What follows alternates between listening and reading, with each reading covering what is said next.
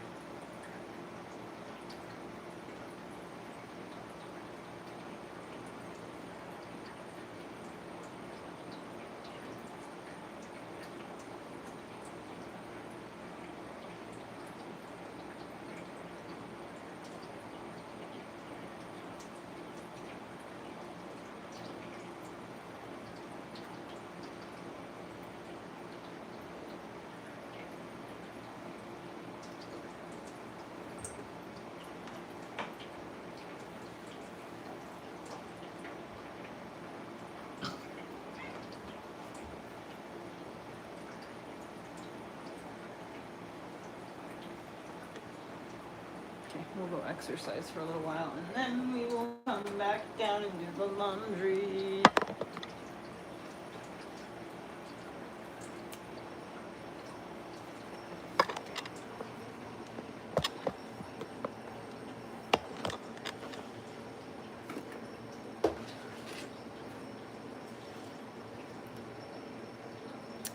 I think she's alive. We're making bread tonight.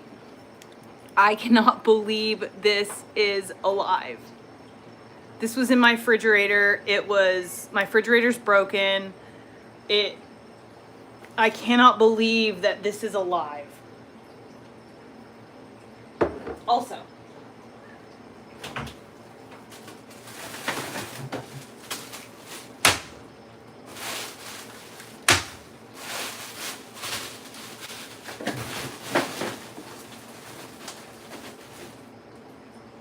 I got ice.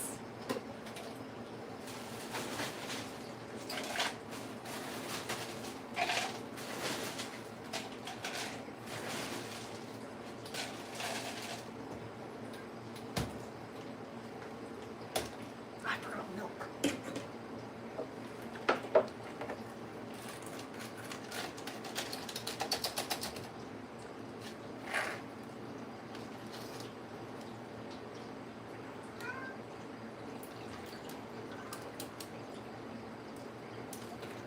This is the first time that I have had ice in my house in 8 years.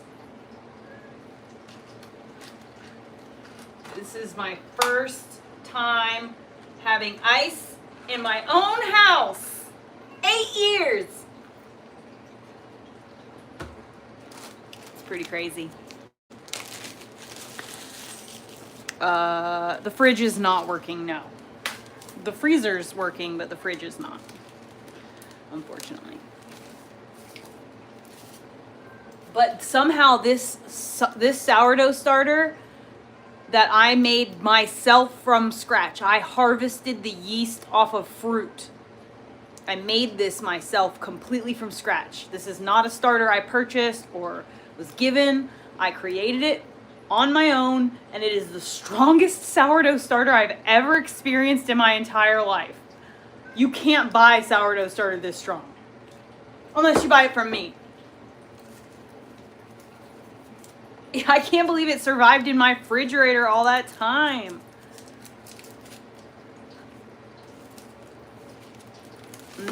Knock me over with a feather.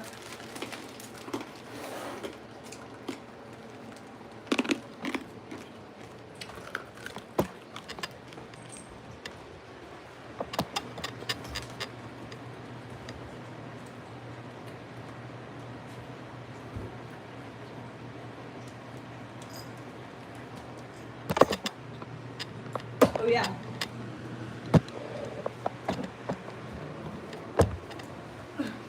I got all new carpet today. My carpet's all brand new. And when the guy did my carpet, watch out, Mula. My guy did the carpet. Look at how he did the walkway. He did. Look at that. Look at this beautiful, thick, my ice. I got my new carpet. I mean, can't even tell me nothing.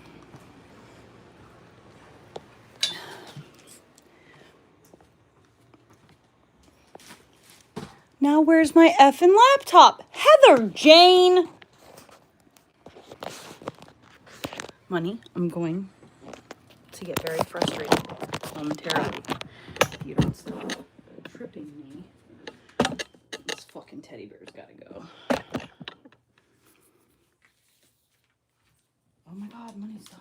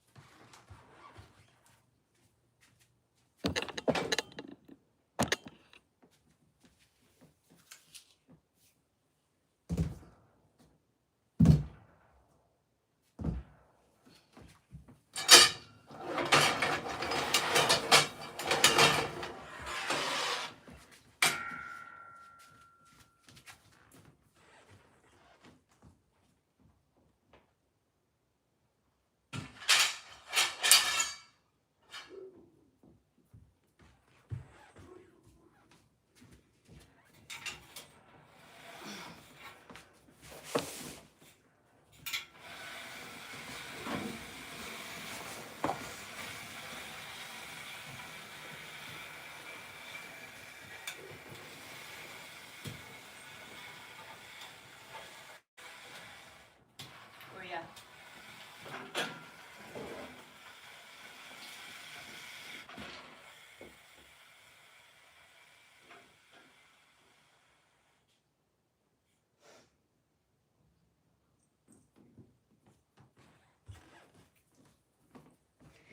I got my room back.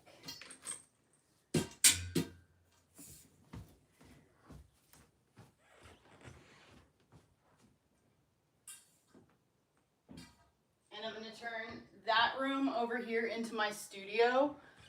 So I'm gonna put all my work stuff, all my rug making equipment and everything. Money. What was hurting my finger so bad? Oh my goodness.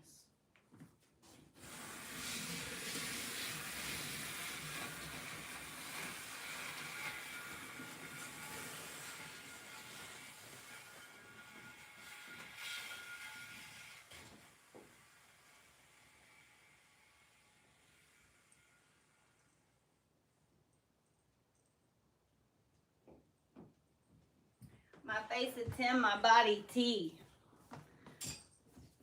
Everything's natural, I'm petite. And I got some pretty feet.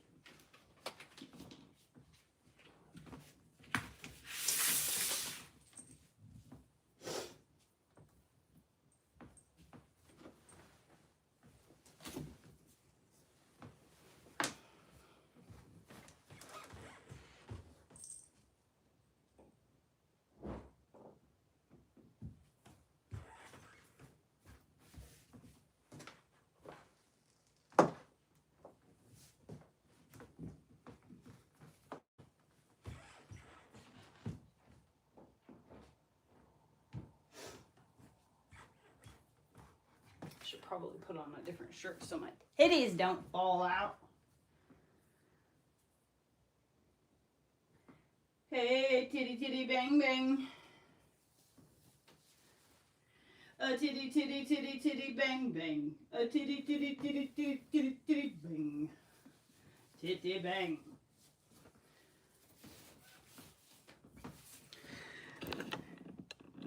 Chitty chitty bang bang.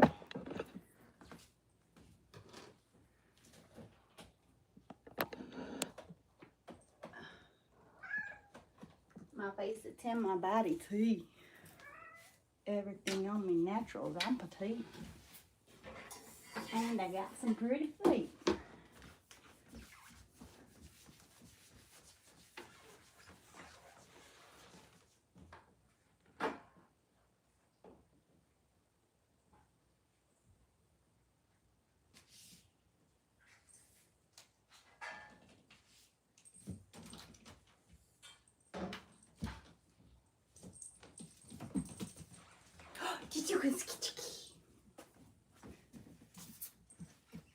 She fucking loves Nerf darts.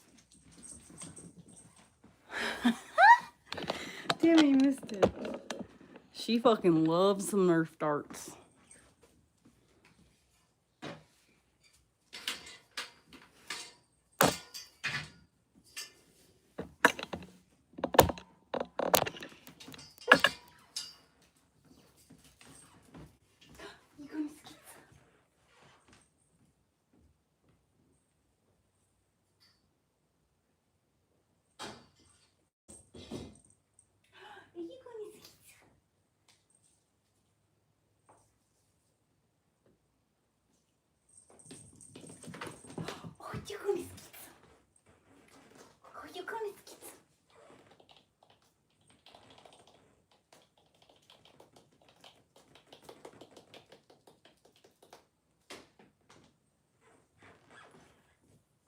She's so funny.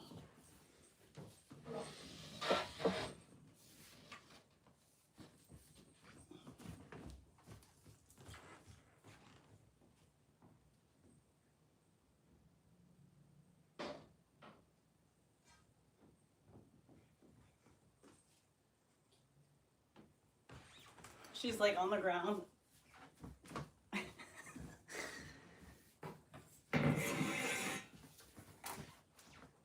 I was wondering what the fuck she was doing in my closet. I was squirting her with the spray bottle because I was so pissed off. I thought she was chewing on my clothes. Lo and behold, I'm the asshole because in fact she wasn't chewing on my clothes. She was fucking chasing these damn thingamabobbies that she's obsessed with.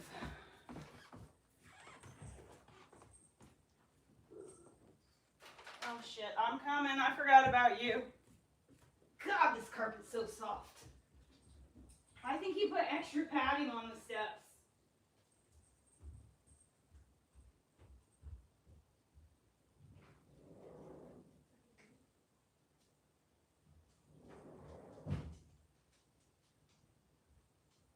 Oh shit, where's my heater?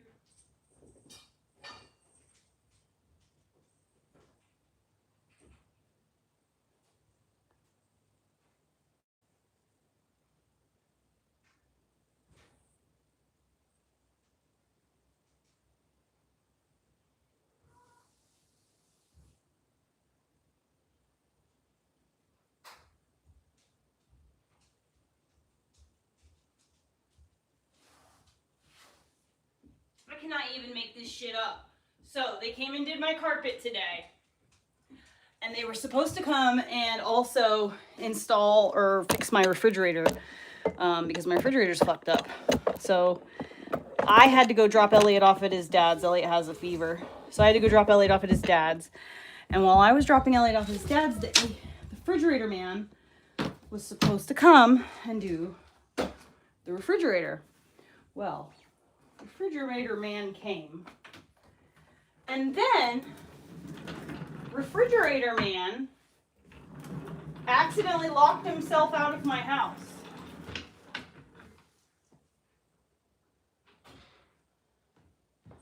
So refrigerator man could no longer fix my refrigerator because now he was locked out of my house. Like, I gave him a way in, but then he accidentally hit the button as he was going out, and he locked himself out. So I didn't get the refrigerator. Hey, survival. I didn't get my refrigerator fixed, but I did get new carpet. So, you know, you win some, you lose some. You take the good, you take the bad. Can't always win. But you could always be a winner.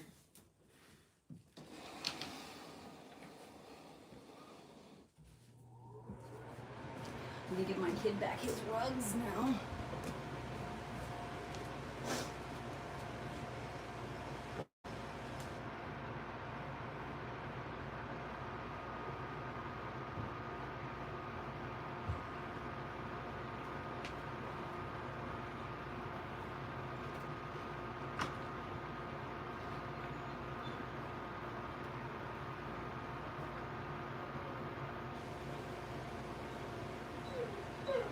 No, Orly, go lay down.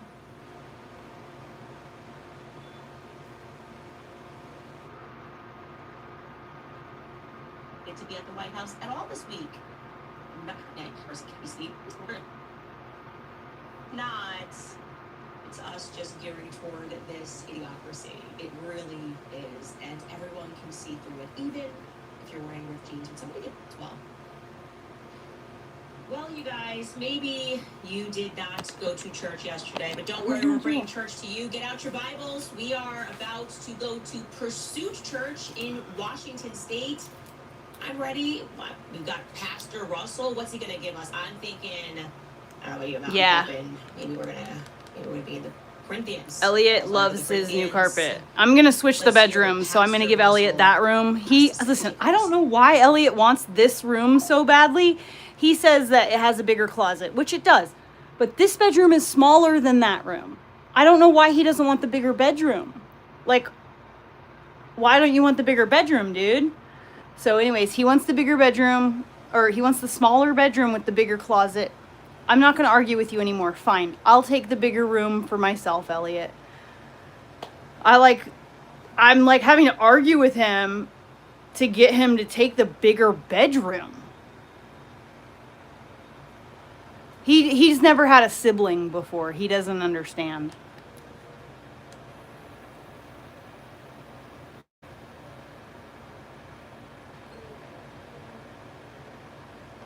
Yes, Crystal, we got a house. A 3-bedroom house with a garage and a laundry room. Also, guess what Orly learned how to do today? He learned how to climb up the fucking stairs. So now I have to block the stairs off. I need a baby gate. So pissed.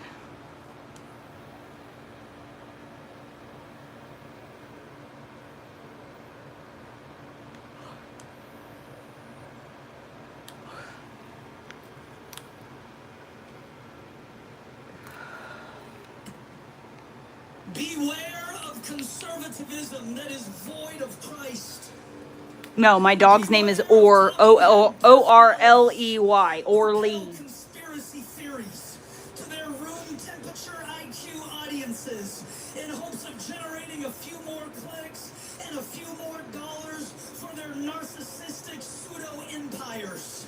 Beware of modern-day Ahabs and Jezebels who sit behind microphones in air-conditioned studios, running their podcasts, monetizing tragedy, attempting to depress the people, divide the movement, and stop us from building in this unprecedented era of opportunity. No! See, the left We'll lay down. finds itself in the position it does today because it failed to properly address the fringe elements of their own party, who now dominate their platform present day.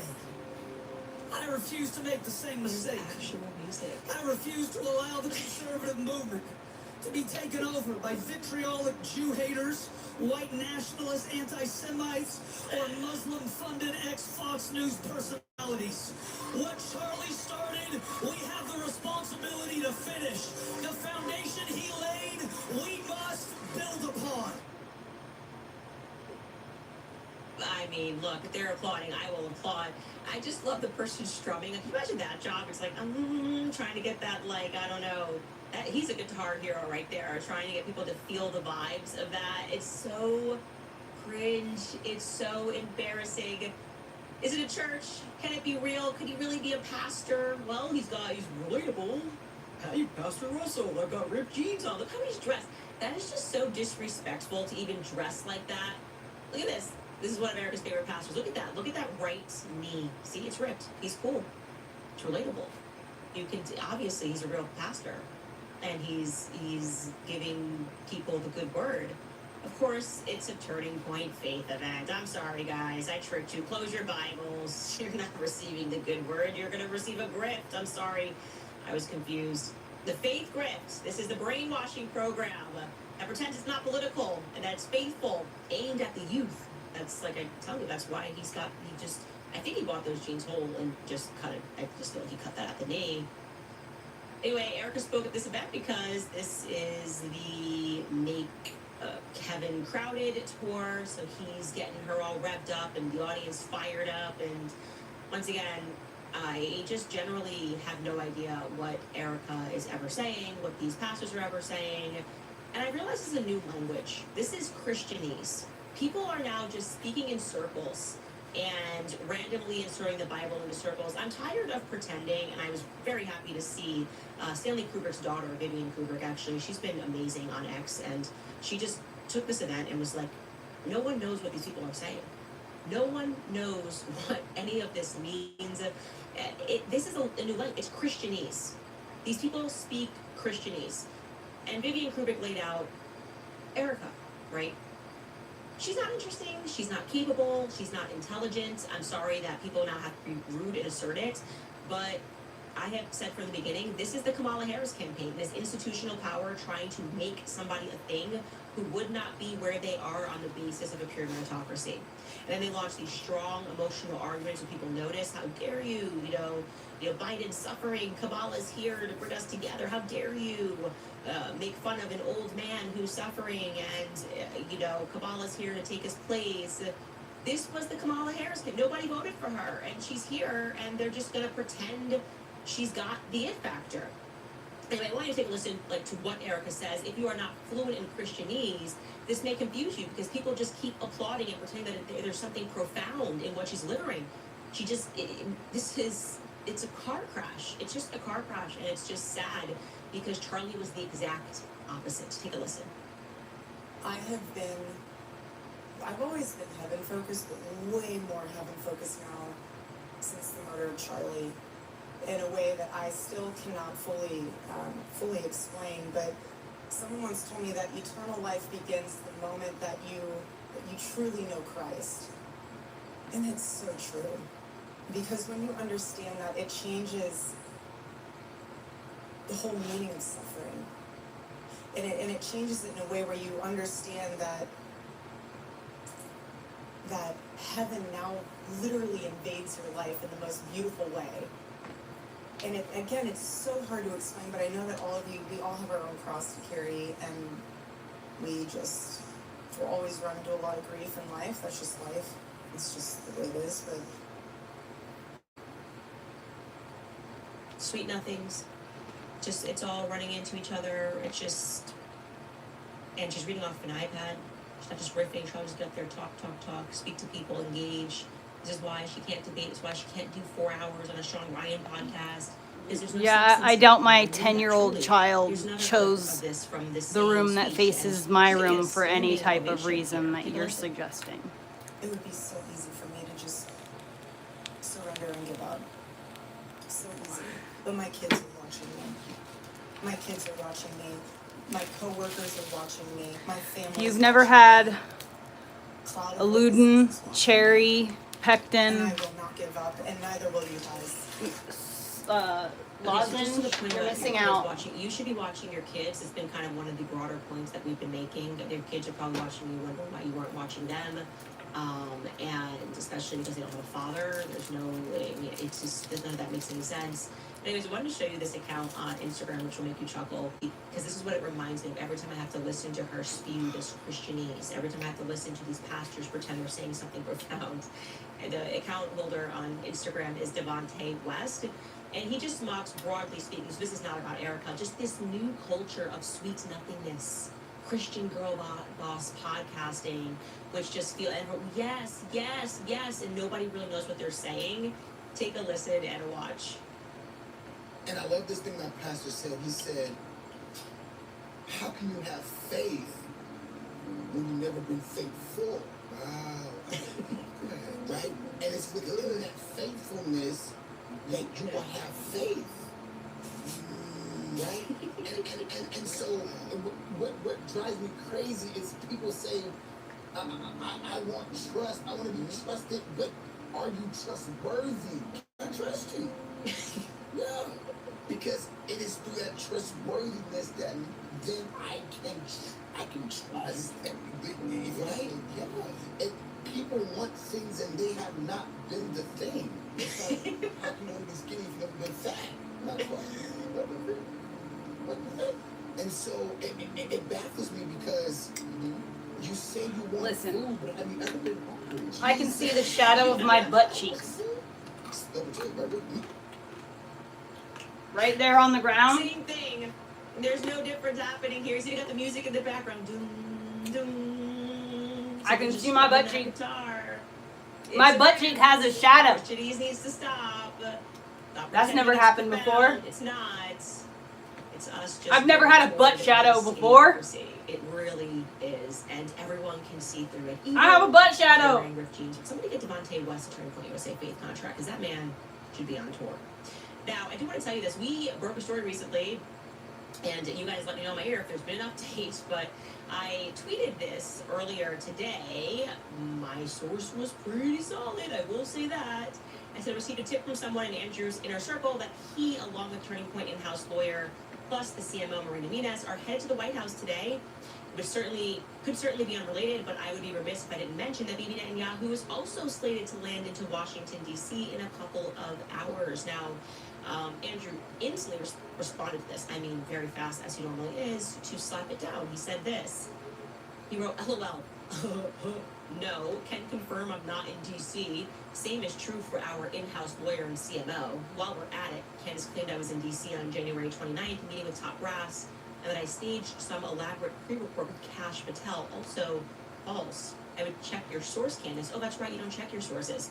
So parking aside him then trying to relitigate another situation, which he's also lying about, it was very obvious to me that he's being particular by saying he's not in D.C. today. Bibi Netanyahu lands today and has a meeting tomorrow, so I just broadened the question a tiny bit, came right back at him, and said, thanks for the quick response. Not typical with you guys. Just to confirm, are you not slated to be at the White House at all this week?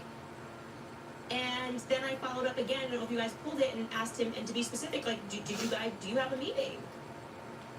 Crickets. It's been 2.5 hours, and he's really fast, and then now he's really busy or something. Maybe somebody said he's on a flight to D.C., but they keep trying to pretend like our sources aren't solid. Has anybody broke more news? When we go back and we had that list of the news that we broke, the things that we have shown, pretending that we don't have solid sources everywhere, to be able to give photos of the SUV after Charlie was taken to the hospital, something you guys don't want to speak about, to be able to give the information that we have given, eyewitness accounts. You're pretending that we don't have solid sources is just completely crazy. And like I said, this one's pretty solid. It's in your orbit, it's pretty solid. And I may be able to even produce a receipt tomorrow, so I'm just going to ask again to Andrew openly, do you have a meeting scheduled at the White House? You and Marina Mines and Frank, the in-house lawyer, and I'm actually hearing there could be some more people. I wrote, I'm going to say you may have become busy, but would be great to get an updated response here. Was or is the TPUSA team slated to meet in the White House this week, which happens to coincide with Netanyahu's trip? Marina Mines, Frank, and yourself, I'm happy to correct the record if wrong. Thanks in advance. Sorry to be a sticker on the details. Maybe it wasn't today. You're supposed to be in D.C. today, meeting tomorrow, maybe meeting on Wednesday. It'd be great to hear back from you. Let us know. Timing seems particular. Now, Bibi Netanyahu is saying that he is flying in for the same reason Zelensky is flying in. When these killers come to DC, it's to dictate their terms. Bibi will be probably in a situation where I'm telling Trump who else has to die for the empire ball. And so it's not good. It's particular that he's coming under the guise of Lindsey Graham's funeral, a state funeral. Disgusting, by the way. Anybody trying to pretend that Lindsey Graham was not an absolute creep who was clearly blackmailed is deluding themselves. But a funeral is just the guise. Like I said, it's just the guise. And I find that timing to be particular because we know Andrew Kovach is on record. He does not like Lindsey Graham, so they're not going in pertaining to Lindsey Graham's funeral. Allegedly, if they're going in, like I said, I meant that publicly. I'm happy to correct the record. I'd be careful lying. Nothing is worse than when you ask for something and then I drop the receipt. We've been doing that a lot, Andrew. You and I have been doing it a lot. You just keep getting exposed as a liar. So tread carefully. You don't have to reply so quickly. Or you know what, you don't have to reply so angrily. Just be like, I'm not sure that's correct. Or just say nothing. It's better than the audaciousness of your lies, which you just keep getting trapped in. So, anyway, we are but I just want to say this also, guys. I have explosive stuff to report to you guys this week. Like, bad time, Andrew, to say that our sources are bad. That you couldn't have picked a worse week for you and the homies to try to make this happen, where you just keep pretending we don't have receipts, because we got a lot to drop this week. It's going to be it's not even a good week for you guys to go to DC. You got to be at home, okay? There's like going to be a figurative fire, you know? You got to be at home for the figurative fire. We are going to bring some heat this week. And you're going to look like the liars that you are. Lie about the dumb stuff. But why are we lying about Candace and Charlie having a friendship? Why are we lying about a meeting? Now it's weird. Now the meeting is weird. You could have just been like, yeah, we're meeting. We're going to go that week. I didn't know people was going to be here. Now it's awkward. If you're caught lying about it, then we all wonder, well, why is it secret and weird? They have got to get a new spokesperson for 2020 USA. We'll be right back after a brief break. All right, you guys, do you owe back taxes? Do you have years of unfiled returns? Or maybe you file every year and you still can't get ahead because the balance keeps growing? Maybe you withdrew money from a 401k or an IRA and suddenly you got hit with a tax bill that you did not expect. Whatever caused the problem, one thing is certain: the IRS penalties and interest keep adding up every single month. If you don't have a plan now, you could end up owing even more next tax season. Before the IRS starts sending more letters, garnishing wages, or freezing your bank account, call Tax Network USA. They've been helping taxpayers nationwide for more than 15 years, resolving back taxes, unfiled returns, and serious IRS problems. So whether you owe $10,000 or $10 million, their team has resolved over $1 billion in tax debt. And right now, they're offering a free IRS investigative call to find out exactly what you owe and what options you have to fix it. Call 866-686-1651 or visit tnusa.com/Candace. Again, that's tnusa.com/Candace. I also want to remind you guys about American Financing, because high prices are here to stay, and if you are a homeowner, you've probably thought, should I call American Financing to refinance and pay off this credit card debt? Then you maybe second-guess yourself because of that low mortgage rate that you're currently enjoying. That low rate is not saving if you are drowning in credit card interest at 25% or more. That's the math that no one wants to face, but it's costing you thousands. And here's the truth: if you're only making minimum payments, that debt is going to follow you for years. That's why people are calling American Financing, because they are saving customers an average of $800 a month by using their equity to finally break free from credit card debt. You owe it to your family to see what's possible. There are no upfront fees, no pressure. It costs you nothing to find out what you could be saving every month. And if you start today, you may be able to delay 2 mortgage payments. So call American Financing at 800-795-1210.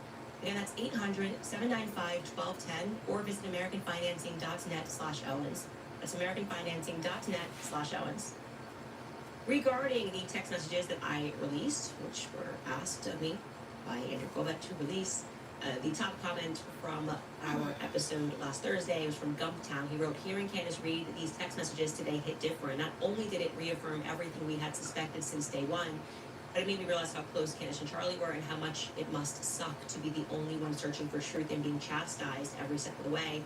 I can't imagine." Yeah, it's been a difficult journey, but I'm good. Like, I really meant it when I said to you last week, I feel like Charlie's fighting with me. And before, I was just trying to survive because it was so much to contend with, and it was designed that way. It was meant to be a psychological attack on me. That's what they do. They try to psychologically break you. That's what they did to Michael Jackson. That's what they did to Kanye West. It's supposed to drive you crazy because they're telling you reality isn't so. This is just such a crazy inversion to now pretend that Charlie and I weren't even friends. And it sucks, but I now have gotten past that. And it reminds me of something that my friend said to me back in college. It was actually a college girlfriend. And she said, no matter what it is that you're going through, the best advice that she got from her grandma is that a year later, whatever you're feeling, it's going to be different. Like, you're not going to be in that same state of pain and psychological torture. And you can't ever feel that when you're in it. And that is how I felt for the end, Q4 of last year, Q1 of this year. There was just so much happening that I just couldn't even envision a way out of it, because I had to contend with, I thought these were Charlie's friends, and it's very clear now to the public that these people are not here to try to assist, to open up, to communicate, nothing. They're just fighting me for trying to investigate this. But I'm in a different place now, and I feel stronger, and I want you guys to know that I'm ready for this. And like, just bring it on. We're like Matrix season, the installments 2. Matrix 2 Reloaded. I'm ready for these games of these mockingbirds. Okay, Sophia writes, forcing someone to sign an NDA to attend their own son's funeral is the most diabolical thing that I've ever heard. She is referring to Twitch's wife. I got so many emails about that. So many people saying, Candace, please go down that rabbit hole. There is something there. I am just saying that there are a lot of stories about Utah wives. I don't know if I'd swipe right on a Utah wife right now. That's all I'm saying. I'm sure some of you guys are amazing and lovely, and many of you actually have helped me so much with this investigation. But it's like, what is going on in Utah? We had that Corey Richards girl who killed her husband, and people have questions. People definitely have questions, and I think the Mormon community, well, they prefer to say the Church of Latter-day Saints, have a lot of questions too, because they're in my inbox. And I do want to say this investigation would not have been possible without, obviously, a ton of people that are in that church, some people who are ex and left that church, who have been suspicious of what's going on and have provided information. So I do want to thank them. Comments under today's episode, we have Robin Phillips, who writes, I know, yay, but I like how you think too. Andrew Coben and Blake Neff are falling down their own mountain of evidence against Tyler Robinson. They want to distract you from your investigation. You must be close, and they are scared. The preacher looks like he's fresh from a prison yard. I don't know what that outfit is. Absurd. It's absurd. Have some respect. You're older. Like, put on a collar. By the way, he's obviously works for every pro-Israel Christians United for Israel. Like, this is actually him. Like, all he cares about I can is do a Israel. plank That's longer why than I was thought I running. could. That's all she cares about, So, apparently. Yay me. And she's not representing what Charlie was going through the rest of the last year and a half of his life, the pressure he was under. Since October 7th, that's when they all got really insane and demanding and more controlling, and Charlie snapped at the end and said, I'm done. Take the money, keep the money. And they were not having that. Lee writes, these frauds keep asking you for evidence for stuff that you didn't say. Like when they say, do you have evidence Erica or TPUSA were involved in the murder? I don't recall you demanding that they be locked up this instance, so why would you need to provide that? No, I think they should obviously be questioned because they have access to a lot more, and because their stories are all different. And also because common sense, the people closest to you are the most likely to kill you. That is a fact. Or to collude to kill you. That is a fact. So the fact that these people were not questioned meaningfully by police disturbs me. And it should disturb you. That does not signal a thorough investigation. What the financial incentives that could have been at this company that brought in $100 million in the previous year. Yes, police should question everyone around Charlie. That, again, is common sense when you're dealing with a murder. And this whole narrative, which has still not been proven, that Tyler Robinson confessed to the murder and turned himself in, and his dad turned him in, and Candace Owens is a propagandist meant to sway people into the Catholic Church. Not only that, between Candace Tucker, Sean Ryan, Theo Vaughn, their purpose is to defang a lot of the conspiracy theories that are legitimate, that come from a place of like thorough logic. Their job is to make you fearful of the devil and therefore chronically uncurious. Candace Owens while the Charlie Kirk stuff, she's pushing out a whole thing with, get to the bottom of it, truth, truth, truth. That's why I'm listening to her Charlie Kirk content, is because I want to see where it goes. I also really enjoy the fact that it's an entertaining cat and mouse for now. That being said, I put absolutely no stock in Candace Owens whatsoever. I'm actually not even a conservative, honestly. I'm not a conservative because I'm not in anything. I'm a person who has very strong morals, and I base every decision on a case-by-case basis because there's nuance and life is full of it. Life is full of nuance, and there's just no possible way to treat every situation exactly the same. So you can't just give blanket, like, Democrat ideas, blanket Republican ideas, and expect everything to be great. That's just not how life works. Life is nuanced. Everything needs to be a case-by-case basis. So instead of voting on a bill with a bunch of different things in it, we need to vote on a case-by-case basis. Let's handle things as they come one by one. It's not common, that's the thing.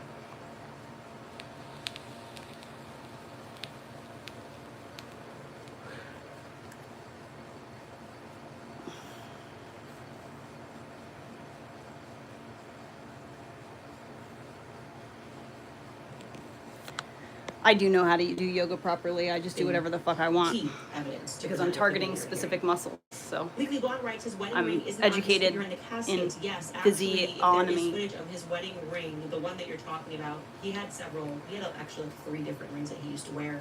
The one that you're talking about actually had an open clasp on it, and you can see it in some footage. It falls out on the ground. I'm told that it was never recovered, which is odd, probably because they came over the scene in a couple of days, probably just left the ring with it or something. But yes, the ring does visibly fall off of his finger, and you can see that in certain images, certain video logs that we have. Alaska Dog Lady writes, my priest wears a habit in this part of religious order that was founded 800 years ago. He took a vow of poverty and chastity. He speaks 8 languages and can quote Aquinas, Aristotle, and Augustine. But hey, I'm kind of moved by the bass guitar to Rich James. It's so unserious. Is the problem. The grift has been exposed now, so you have to stop it. You have to stop it. Just put on a pair of jeans. At your age, put on a white button down. Still be cash, I guess. You shouldn't be, but you can still be cash. But that's trying too hard to be hipster. He's trying to be Brooklyn hipster. Grow up. Grow up, Pastor Russ. Alexandra writes, thank you for your bravery, fearlessness, and faith. I started to listen to be able to debate the right. Years later, I'm a super fan who never misses a show. You opened my eyes so much. Thank you from Portugal. Ooh, Portugal's on my list to visit. I was saying that to my husband. I would love to see Portugal. I've never been to Portugal. Thank you. I love hearing that. And like I said, one of the things that's so positive is thinking, which is something that we all never thought would happen, which was that Charlie Kirk assassination actually brought the left and the right together in something because we recognize true evil. And that is where we always should have been. In many ways, are we going to agree over everything? No. Are we still going to have to contend with other issues? Yes. But we recognize that us fighting the molecular issues is allowing great evil to take place above us. And that is what I believe the Charlie Kirk assassination was, a great evil. We're being lied to about every layer of that case. If it requires influencers to come to court, it is because it is not a strong case, in my humble opinion.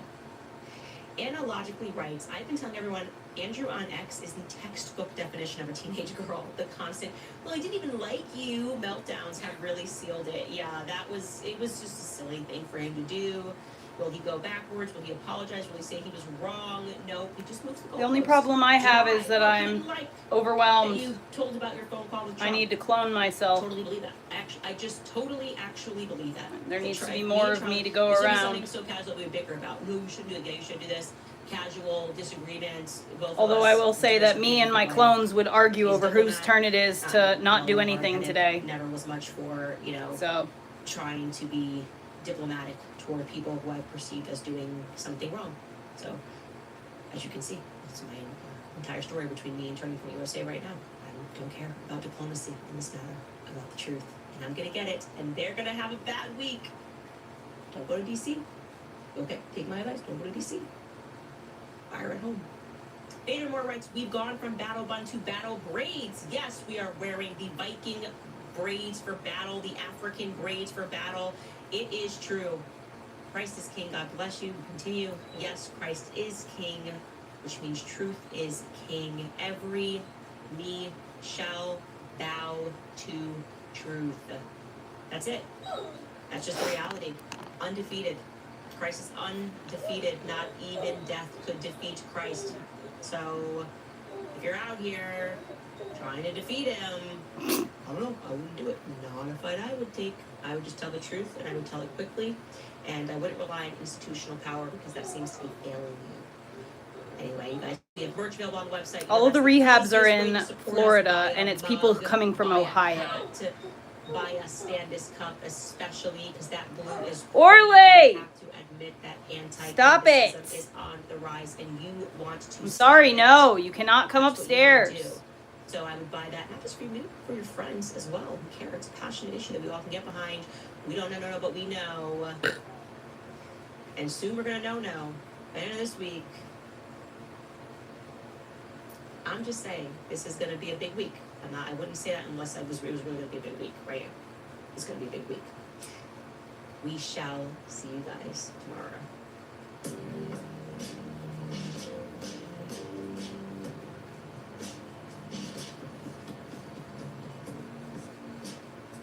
Shit, now I have to fucking put something on to listen to.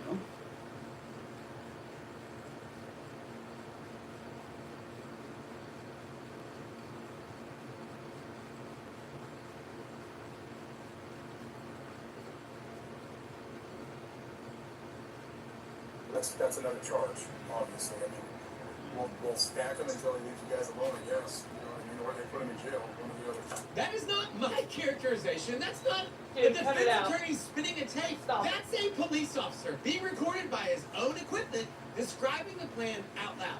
Because here's what had already happened. Ben was arrested. Ben posted a bond. A judge, I'm talking about an actual judge applying actual law, ordered Ben released. The system worked exactly the way the system is supposed to work. Within hours, conversation on this footage is not, did we arrest the right guy? It's not, what does the evidence actually show? It's, how do we get him back in a cell? I'm America's attorney. I've been a lawyer for over 25 years. I've helped over 12 million people in my class action practice. And I want to be precise with you today. Because this video is not a close call. This footage is not an investigation. If you're enjoying this video, hit subscribe. You know, it's free. It keeps you up to date on all the legal chaos and gives YouTube one more piece of evidence that your judgment is at least slightly better. I mean, why would I talk to you guys when you hit if subscribe, all you're doing is that's talking one shit easy about way of me? saying, hey, What do you want me to I do? kinda Sit hate here and when you argue talk. with you? I don't give a shit what you think about me. The body cam picks up with Ammon on the phone to police, and his opening question is essentially, hey, why is Ben not in jail? There is a correct answer to that question. It's 9 words long. I'm just It's gonna stand a here and mind my judge fucking that decision business. is not ours. That's it. A release order is not a customer complaint. It's not a coupon you can ask a manager to override. If the state believed that Ben should have stayed in custody, the state had a forum for that argument, a courtroom, and the state made that argument, and the state lost. It's not a malfunction. That's the way the system is designed. So watch what the officers do with that 9-word answer. They don't give it. Instead, the conversation opens up. That would be a complaint that would have to be directed towards their office to find out what's the deal, why we let this guy out and stuff.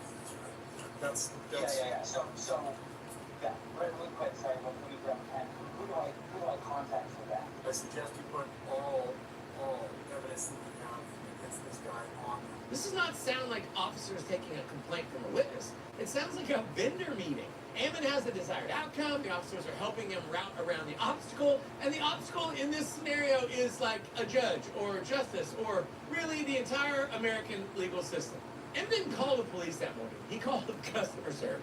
That's Customer Orem service Police, though. picked That's up, not the and American then the Fort tape stopped PD. being That was about Orem anything Ben Police. allegedly did and becomes a conversation about who Ben supposedly is. And the allegations come in waves. He was arrested in California for doing this kind of trespassing and kind of stuff. Even though he's an out-of-state, like flight risk, he's also been passing fraudulent gift certificates to financially harmed. He lies through his teeth. He goes, if I need to go and get some of my staff armed so that he can't threaten them, they started threatening to kill some of the staff. Honest to goodness. This man was talking That's about a lot getting of very guns. serious claims delivered very quickly by a person with an obvious and enormous interest in the outcome. So here's the thing that I was listening for: not skepticism, not hostility, just one question. 4 words like, Do I how live do you Jesus? know? I didn't hear it. Not once. No. Let's pull his record and verify I don't that. believe No. Jesus Who is a witnessed live. the threat? No. When did he say that? And to whom? And do you have it in writing? Nothing. And nobody notices that the pile of accusations doesn't even agree with itself. Emma describes a calculating sociopath who lies about everything and manipulates people, and also a man so unhinged he's about to murder somebody in a retail store this week. Those are 2 different guys. They can't both be Ben. You don't need a law degree to catch that. You need to just be, listening. And this is the point in the tape where an investigation would have started. But instead, we get a recap. I kind of want to be fair to the officers here, so let me give them their best defense, because they have one, and maybe it deserves to be said out loud, but not really. Police are allowed to listen to complainants. Listening is part of their job. An officer who interrogates every victim who walks in the door is a bad officer. Taking a statement is not misconduct, and nobody should pretend otherwise. I'm not pretending. Here's why that defense dies on this tape. Because collecting a statement and adopting a statement are 2 entirely different acts. An investigator collects a claim and then goes and tests it. Corroboration, records, timeline, witnesses. That's not an optional courtesy. That's the entire What? function. You want another one of those Probable cause is toys? supposed to be built out of facts. An officer has some reasonable basis of credit, not out of the volume and confidence of the person doing the complaining. And on this tape, every accusation gets added to the pile and none of them get tested. By the end of the conversation, Ben is no longer a guy who was arrested yesterday and released by a judge. He's been upgraded, with no evidence introduced at any point, into a serial criminal, a public danger, and a man who cannot be reasoned with. I read it. And then, in the middle of all of that, an officer says it out loud. We'll stack them until you guys are going, yes. You know, they're putting in jail. And I want to be very careful and very clear about why that sentence matters, because it's not just ugly, although it is really ugly. It's legally significant. That sentence contains no facts. It contains no offense, no element, no date, no conduct, no victim. There's nothing in it about what Ben did. It's entirely about what the officers intend to accomplish, and it names 2 acceptable outcomes. Ben leaves, or Ben is incarcerated. I mean, that sounds like the Wild West. And yes, officers can absolutely charge multiple offenses when multiple offenses have been committed. Trespass Monday and stalking Tuesday. Well, they're 2 crimes, and nobody's asking law enforcement to ignore the second one. So let me give these dirty cops the innocent reading in its strongest form. Maybe he meant, if this guy keeps breaking the law, we'll keep enforcing it. Clumsy phrasing, benign intent, casual conversation, bad luck that the camera was in. Now watch that reading fall apart, because it cannot survive its own context. The innocent version requires the charges to be the consequence. Thank you for being of gentle Ben's on my conduct. foot. On this tape, the charges are the instrument, and Ben's departure is the goal. Until he leaves you guys alone, it's not a description of law enforcement. It's a description of Ammon's desired result. And the stacking is how you get there. He did not say we'll charge him if he commits crimes. He said we'll stack him until he's gone. And that distinction is the ballgame. Because charging a person to make him go away, rather than because the evidence supports the charge, is the definition of pretext. It is the thing that every retaliatory arrest and abusive process doctrine in this country exists to catch. Which brings me to the part of this tape which should make this department very, very uncomfortable. Under Nieves versus Bartlett, if you want to sue over a retaliatory arrest, the existence of probable cause will usually sink your claim before you reach a jury, no matter how obvious the officer's motive was. And that rule exists precisely because motive is nearly impossible to prove, and the cops know this. That's why we had probable cause is the end of most of these conversations. And these officers went ahead and put the motive on tape anyway. I mean, chef's kiss for the stupidity. And then Ammon asked a different kind of question. Yeah, Mike, do I? And I'm kind of asking a serious question. In your opinion, would you go get a shotgun and bring it in the store. And the way he asks it is not the way somebody asks about firearms law.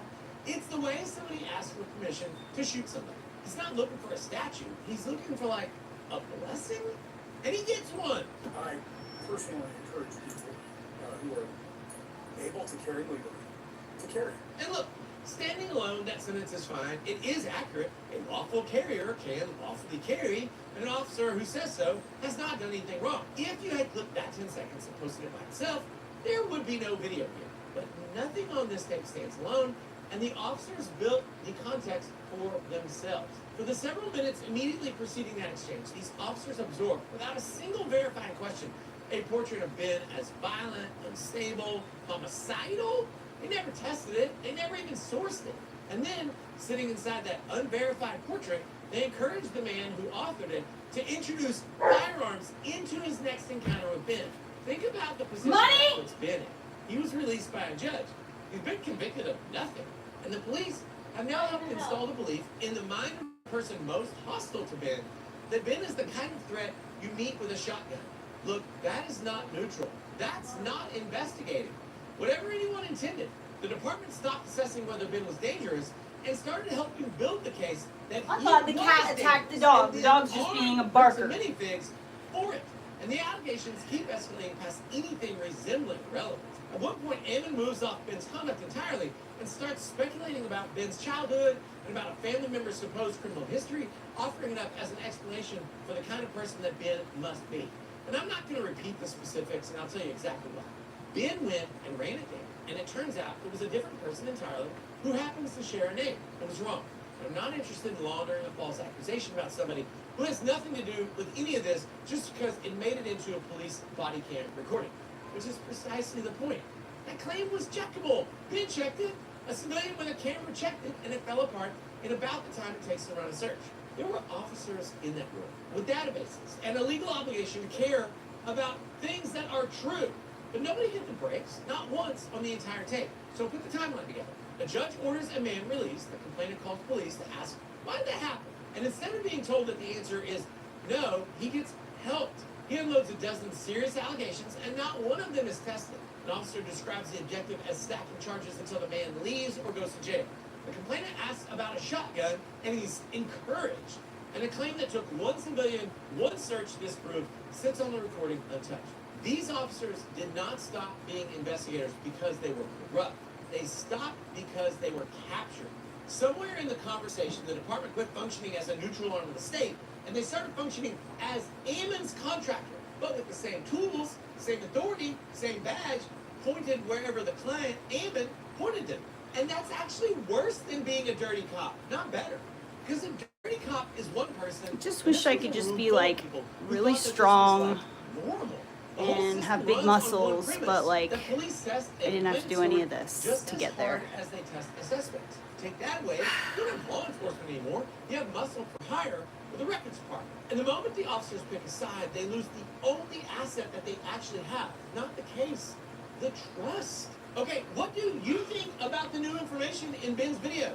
Did this body cam expose a police department that had already made up its mind? I mean, I can't believe I'm asking that.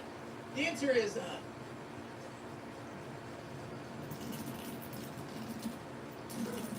But anyway, drop your pro se opinion down below in the comments and let me know what you think. And don't forget, while you're down there, to lawyer up with me, America's Attorney. But hit that subscribe button. Somebody will be back soon with more legal breakdowns, and you won't want to miss it. And I'll see you. He's got red hair, these people. Damn it. Probable cause is supposed to... No matter, like, how obvious the officers...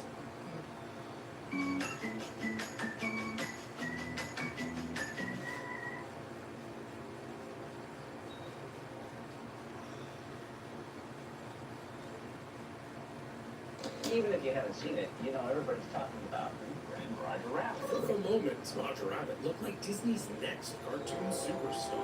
How did they do that? Disney pushed him into merchandise, theme park attractions, and even more theatrical shorts. That pushed my his dog out go to potty. chaos and even more extreme We'll kill him. directions. Are you ready? Only you can prevent forest fires. Everyone's talking about Who Framed Roger Rabbit, when there's going to be a sequel. And then that future just disappeared. No, there won't be a sequel. Behind the scenes, Disney spent decades trying to bring him back through canceled sequel ideas, expensive test footage, and revival attempts that each exposed a different problem. Has anything made like there's a variable sequel?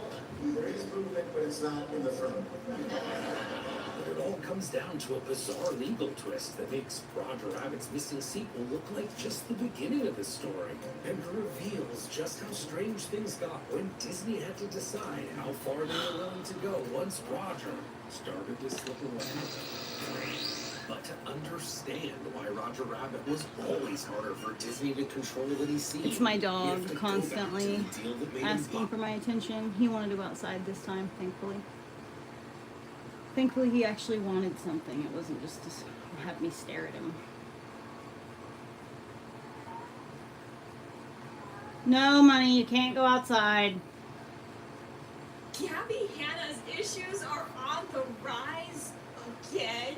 It honestly starting to feel like the more I talk about her, the more controversies come up. We've covered what people call her manic episode. I just of course, want, her like, religious leg era muscles, where she claims that God is speaking to her, and her ab magical muscles, ability to and arm reinvent muscles herself, every that are few very years. strong. I actually do not Somehow care if I look not good. addressing the things that I do people like have been looking, asking her I to do like my arms address. looking And strong for though. once, naively, I believed like that that. we were done. The Gabby Hanna story at some point has to run its course, right? But no, of course, I do like was having wrong. But Jen strong Dent muscles. has re-entered this But I want to scene, fill and that if you at. don't Well, like, know what is as that? well, let me fill you in, but I genuinely think this is like one of the I need more the muscles. worst thing that I have I'm gonna be ever doing seen push-ups about soon. Gabby Hanna drama.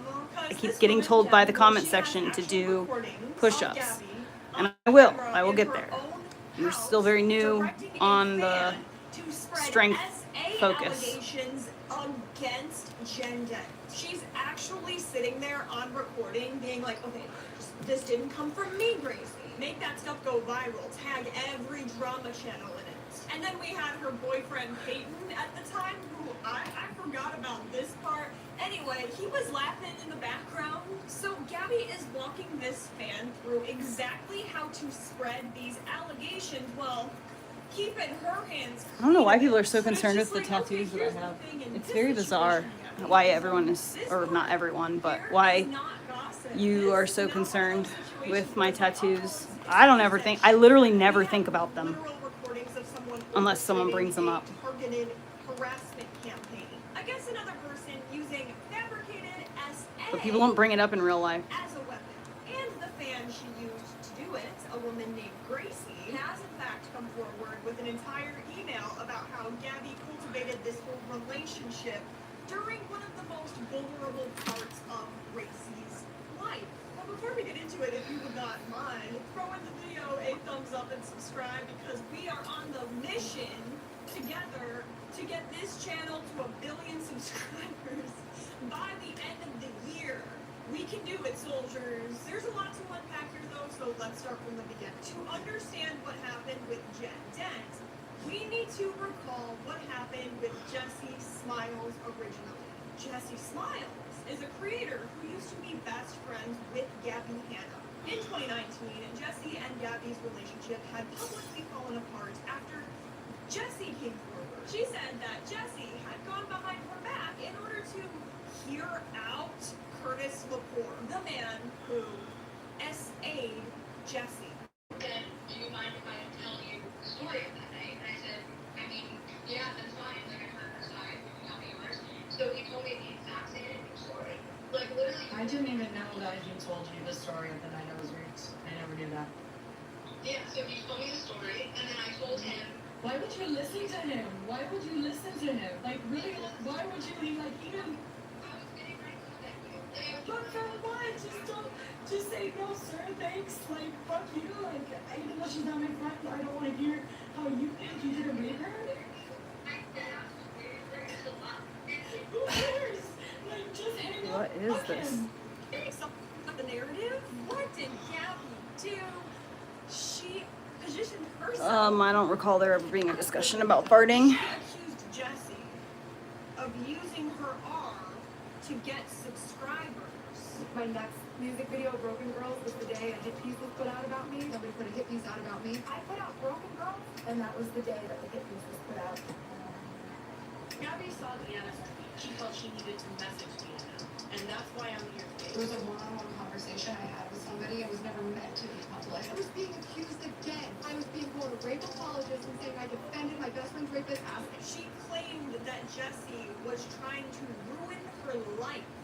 He said, "Can I tell you my story?" And I said, "Yes, I'll listen." Because I knew by saying something like Curtis told me his side of the story, that it would start opening up questions about what any of those. I told you what the conversation was, and then he told me his side of the story, which was your side. And she thought that was like this like damning thing. And I was like, I asked him because like I was gonna like defend you if you tried to like say something that happened that didn't. Listen to Curtis because he's a human being. And just like in a real court, in a court of public opinion, if you're gonna judge and condemn somebody, you should at least hear them out. This is something you might want to put in your little notes because this is going to be on the test. Because this is a little foreshadowing for how Gabby will handle pretty much every conflict in the future. Someone confronts her with something so real and painful, and Gabby reframes it so that she is the one who's being attacked. No, but seriously, like, I almost want to say every single time. The person who was being assaulted now becomes the person who is weaponizing their assaults for clout. The person who's... Can't I just be born with an ass? Like, you think people think like, oh, you want an ass because you want to look good in jeans. No, I want an ass because I want to be able to carry heavy things uphill in mud. Not having a strong core and glutes makes you get tired. You have no stamina. So like you're trying to carry this heavy shit up the fucking hill, and the only way you can do it because it's so tiring is you gotta do baby steps. You just stay doing baby steps. You just don't stop. Baby steps. You'll get there eventually. That's from the Fire Corps engineers. I learned that. If you're hiking uphill and you don't want to get tired, don't take steps like this. You know, just take tiny little steps. In this moment, Jen is not a content creator in the traditional sense. She doesn't have a massive And you could go uphill and it will not tire you out nearly as much.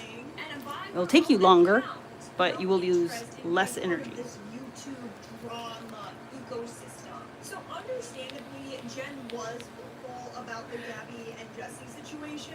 She defended her friend and called out. I just took Elliot back to his dad's today, just a couple hours ago. And she was upfront about that. She said she talks shit about Gabby constantly, and she's just not going to pretend otherwise. She believed then, and she believes now that, in her own words, Gabby is a piece of shit. Remember what was going on between Gabby and Jesse at this specific time? It was summer 2020. We're on Twitter a lot. There's a lot going down, and yeah, ran my mouth constantly. I'm never going to even say anything different. I have always talked shit about Gabby because Gabby deserves it. Gabby is a piece of shit. Gabby is the worst fucking person on this planet. So yeah, I was talking a lot of shit on Twitter, and there were a group of stans that were just absolutely. No, I'm not on drugs. Crazy. The main one that I remember is Alyssa. There was a girl named Skia. There was People on drugs Tyler, usually there was exercise, Amanda, there was Elisa, try to like. and then there was Gracie, and we're gonna talk about Gracie in this video. I didn't know that. Thought people on drugs usually were like high on drugs, doing drug things. Don't get me wrong though, because Gabby didn't target her directly, but her fans did. My husband. He did not do it randomly. In her video, Jen claims that He's at my husband's house because he has a cold and I have to go to work tomorrow. So he needs. He can't stay home alone tomorrow. If he stays home alone tomorrow, I'm going to be worried about him all day because he's sick. So I took him to his dad's, so his dad can watch him while I go to work. Yeah, you're right. And then his dad. Then my husband's going to come over here and he's going to fix my truck.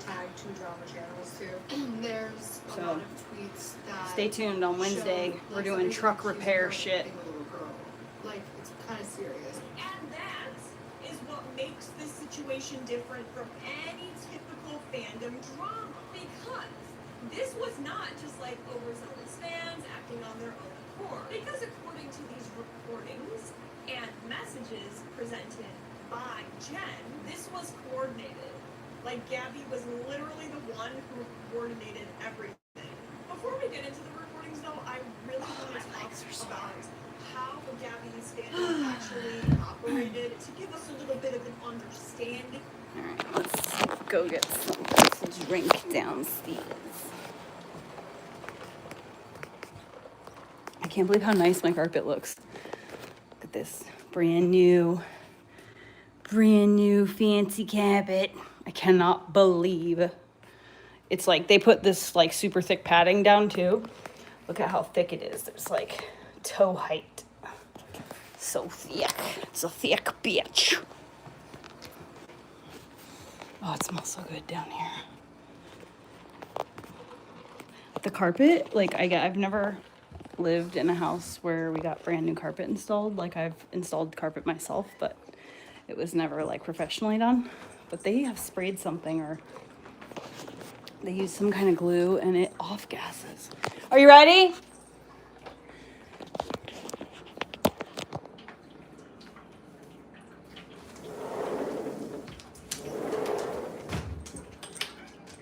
Are you ready, good boy? Let me get you some feta cheese.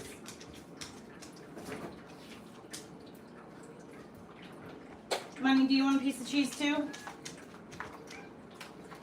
Yeah?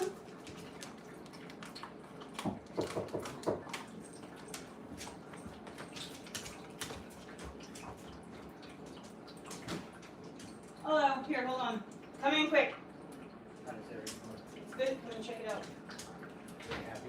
Yeah, it looks good. He didn't put metal on at the doorway. Go ahead, check it out.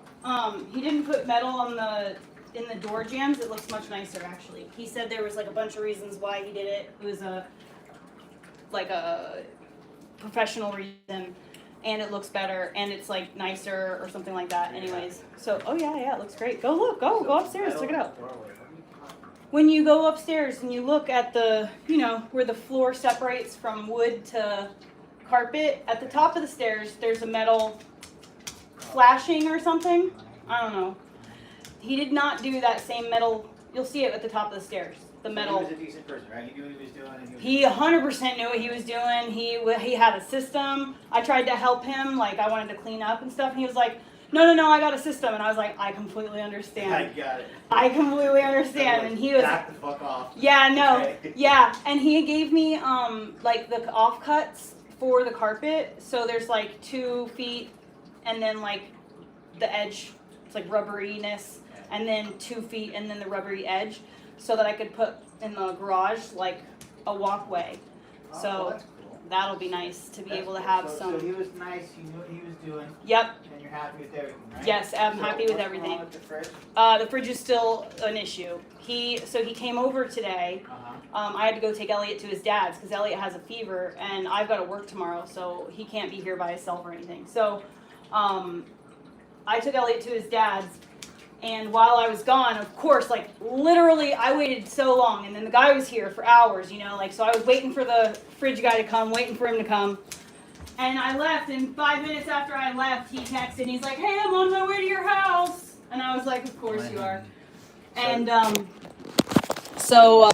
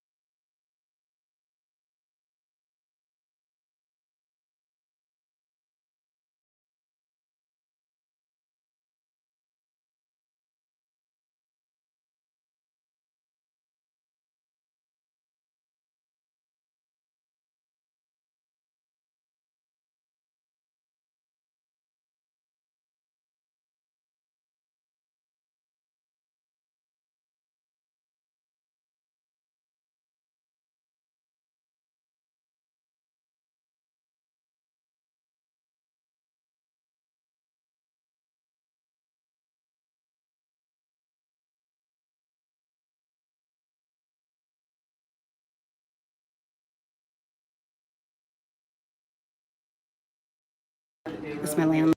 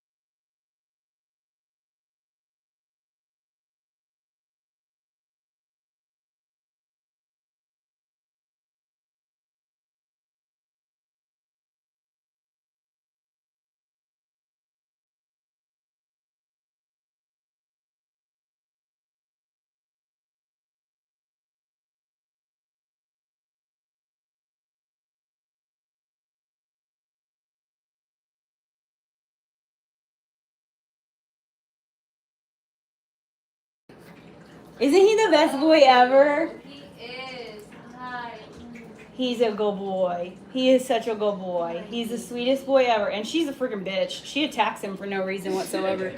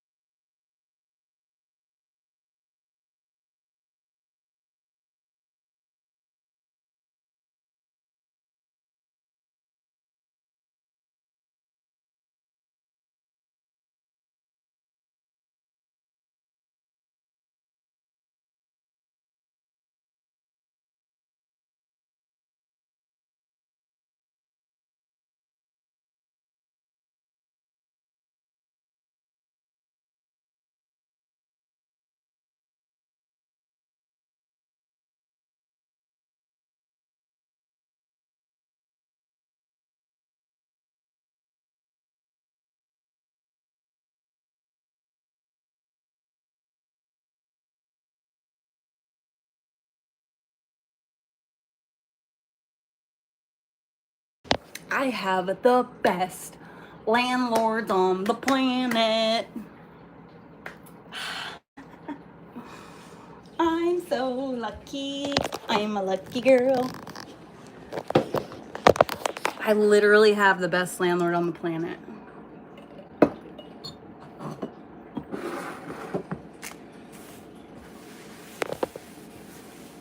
All right, so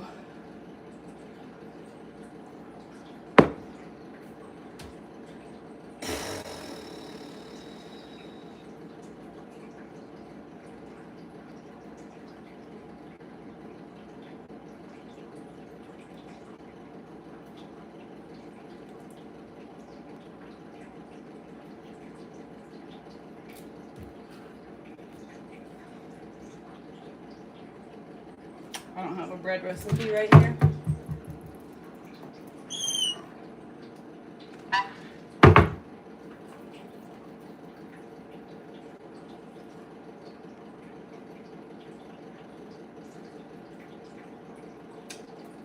I need to go with my tablet and my God.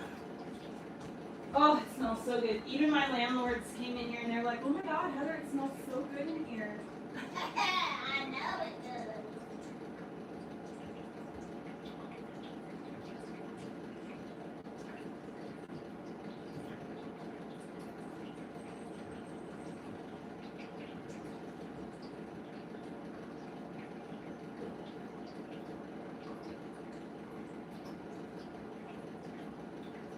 I mean, your litter box is right back where it used to be.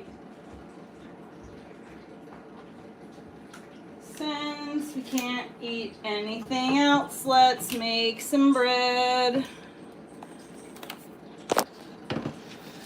Why don't you get in your home?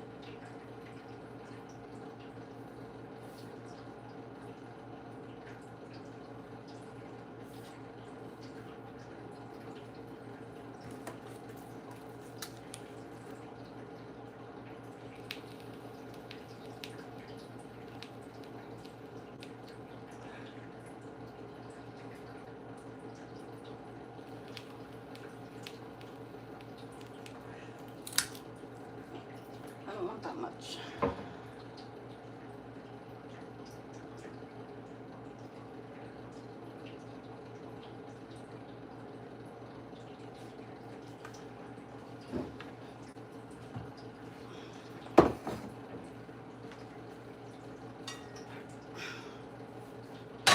How many? Stretch and fold. 30 minutes.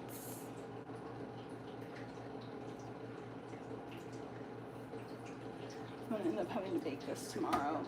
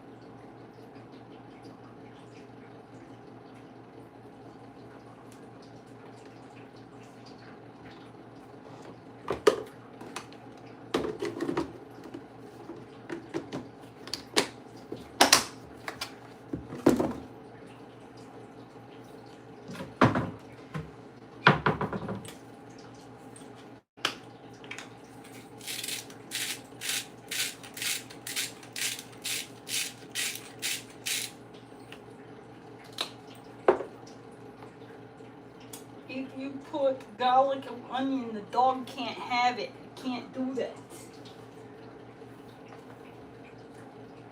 Shit. Cause a fucking car. I don't think that's gonna be enough water.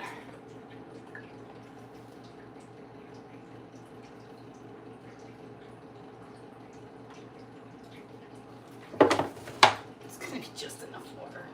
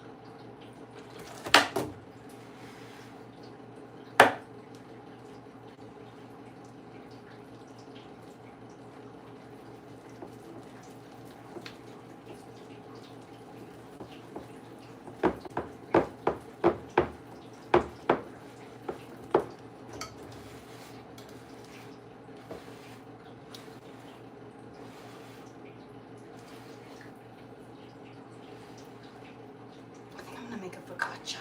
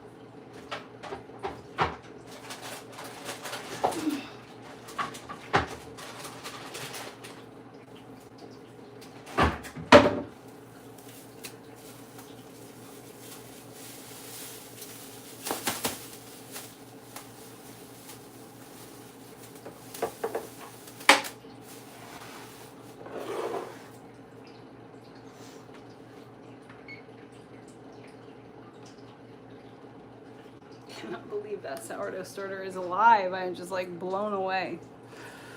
Blown away.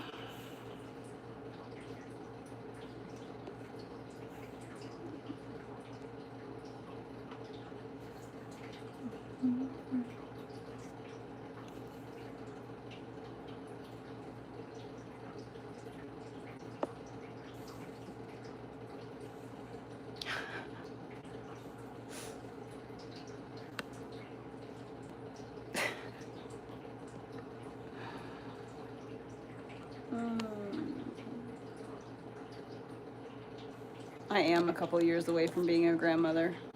My son is 11, so if he has anything to do with it, he's gonna have 6 children, so.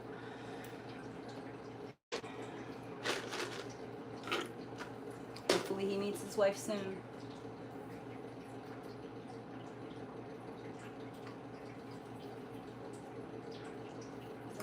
Damage my computer screen.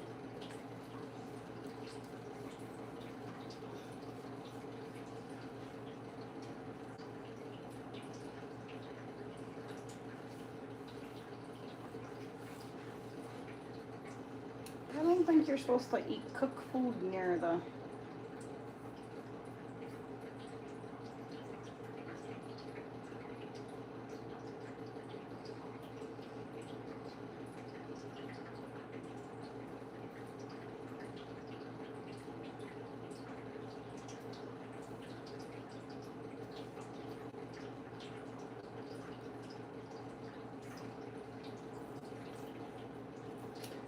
Bread's gonna be fire. And I think I'm gonna make it into, oh, I have bread. Oh.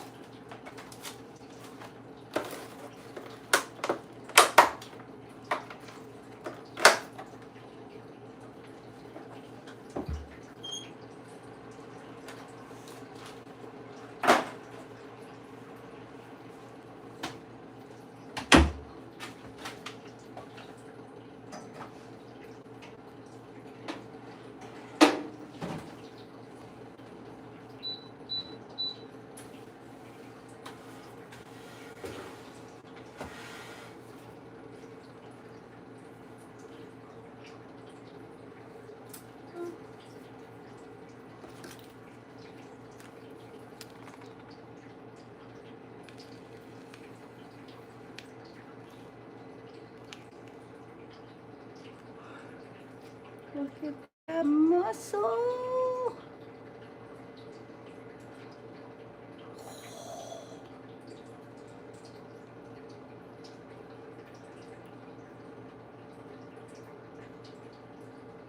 I literally have the arms of my dreams. When I was like 9 or 10, I volunteered at this like horse ranch for like therapeutic horses. And the woman who owned the place, she was like a horse lady. She was picking stalls every day, you know. She was like strong, and she had strong arms, and that's what I wanted. I wanted strong arms, and I got strong arms. It makes me so freaking happy to have strong arms. I want to go to one of those thingies and see how hard I could hit. I've never hit anyone before, but I would like to see how hard I could hit.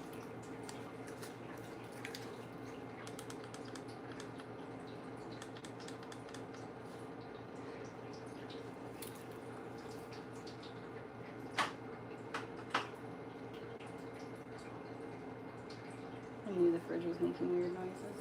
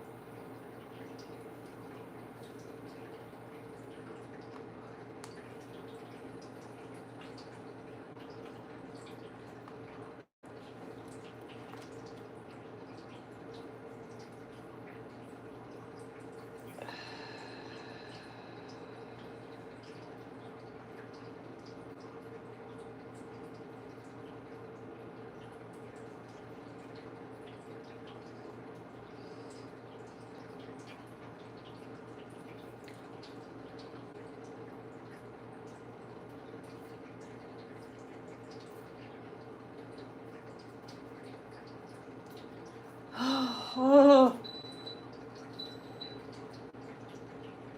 my blood is flowing, and so now I've got prickles all over my skin.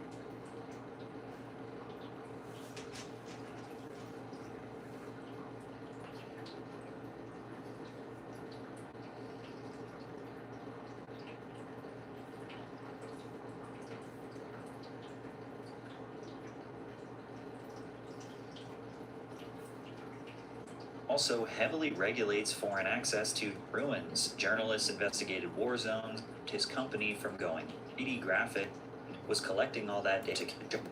Most people don't know that the founder of Pokemon Go, John Hanke, received funding from In-Q-Tel, which is the venture capital firm created by the CIA. And while you and your friends were walking around your city, scanning the earth to catch your favorite Pokemon, the game's developer, Niantic Incorporated, was collecting all that data and using it to build advanced 3D maps to facilitate military attacks on third world countries. You see, Pokemon Go was created by the same guy who essentially created Google Earth. John Hanke was the co-founder of Keyhole, which developed a 3D digital mapping program called EarthViewer. Keyhole's EarthViewer 3D client application uses video game-like 3D graphics and access to massive databases of network-hosted Earth information, including satellite imagery and aerial photography, to produce an interactive digital model of the Earth. The product was unlike anything anyone had ever seen before in the early 2000s, but it was unclear what its use case would be, and therefore Keyhole was bleeding money. Every few months for years, John would find himself scrambling to raise money from Silicon Valley investors to keep the lights on. That was until In-Q-Tel saved his company from going under. Then we got really a lifeline from a kind of unusual source. In-Q-Tel was this new little venture capital firm that was basically a government VC firm with money from the intelligence community. So that was one of the few funds in the valley that was doing real business, and they were making a lot of investments at the time. This was in the kind of post 9/11 security ramp up period. And so they found out of our technology and invested a few $1 million in the company. Thanks to In-Q-Tel's funding, Keyhole was supplying technology to troops in Iraq and the Pentagon, and they ultimately became a profitable company due to the massive amount of government contracts rolling in. Shortly after, Keyhole was acquired by Google in 2004, and they turned this technology into what we now know as Google Earth. After Google's acquisition, John Hanke became the vice president of product management for the company's Geo division, where he oversaw products like Google Earth and Maps. Google Earth was revolutionary because it gave everyone access to detailed satellite imagery of nearly the entire planet from a home computer. You could explore unfamiliar cities, inspect neighborhoods before moving, and plan trips, but they quickly realized it was far more powerful than that. Humanitarian organizations began using it to coordinate disaster relief. Scientists monitored deforestation and climate change. Archaeologists used it to discover previously unknown ruins. Journalists investigated war zones, and governments used it because it was better than anything they had access to. The product ended up being used in ways that we never anticipated. This all did that way. When Katrina happened in New Orleans, the Coast Guard was using Google Earth and Craigslist to basically find where people were trapped and send helicopters in to rescue them. Kind of crazy. You would think, well, the government, they've got lots of sophisticated software, but as it turns out, that software that's available that already has the data in it, it's ready, easy to use, a breakthrough, really. But after working for 6 years inside Google's corporate ecosystem, Hanke wanted the freedom to combine everything he'd learned about digital maps and augmented reality to create a video game. Now, if you ask me, that seems like a crazy career change. Technically, the foundation of John's Earth Viewer product started in college. I cannot believe I waited 8 years of my life to get ice. Open world video game idea, but he knew the technology had much more potential, and it did. So after changing the world with his vision, creating a CIA-funded startup for military operations, and then getting acquired by a tech giant, going back to being a video game developer seems like a massive career and lifestyle change. That is, unless it was part of a larger plan. Google actually did not want John Hanke to leave the company. For whatever reason, they felt that his video game idea might become valuable to them in the future, so they convinced him to create Niantic Labs as an autonomous unit inside of Google. Basically, they gave him the freedom of creating a startup, but using all of Google's resources inside of Google's walls. If it failed, Google would get their employee back, and if it succeeded, then Google could be an early investor or part owner of a major video game innovation. Niantic's first major product was an app called Field Trip, a virtual tour guide that analyzed the user's location, provided suggestions for nearby landmarks to visit, and offered information about the area. It wasn't much of a game, but it laid the foundation for their next big project called Ingress. Launched in 2012, Ingress was an augmented reality mobile game that prompts users to explore their neighborhoods and locate portals at nearby landmarks. This was quite literally the same idea as Pokemon Go. Those who played it were intoxicated by the addictive gameplay loop, although it failed to pull in a large player base even years after its release. Luckily for Niantic, one of the game's players would prove to be an invaluable asset with direct ties to the Pokemon company. But real quick, I'm sure you have all connected to public Wi-Fi at some point, at your airport or your local coffee shop, and everyone's the idea of placing Pokemon inside of Google Maps as an April Fool's joke. He traveled to Japan and got direct permission from the Pokemon company to implement the feature. John Hanke asked Nomura to show the Pokemon company's executive board the Ingress game. Little did they know that the president of the Pokemon company was already a massive fan of the game. And because of this, Niantic was able to secure a partnership with Nintendo and create Pokemon Go. They launched the game on July 6, 2016, but they never could have anticipated the chaos that would come next. In just 2 months after its release, the app was downloaded over 500 million times, and an estimated 21 million players logged in every single day on average. I never played that game. Not only had it surpassed the success of mobile games like Candy Crush or Clash Royale, but it was pulling in more engagement than websites like Twitter and Facebook.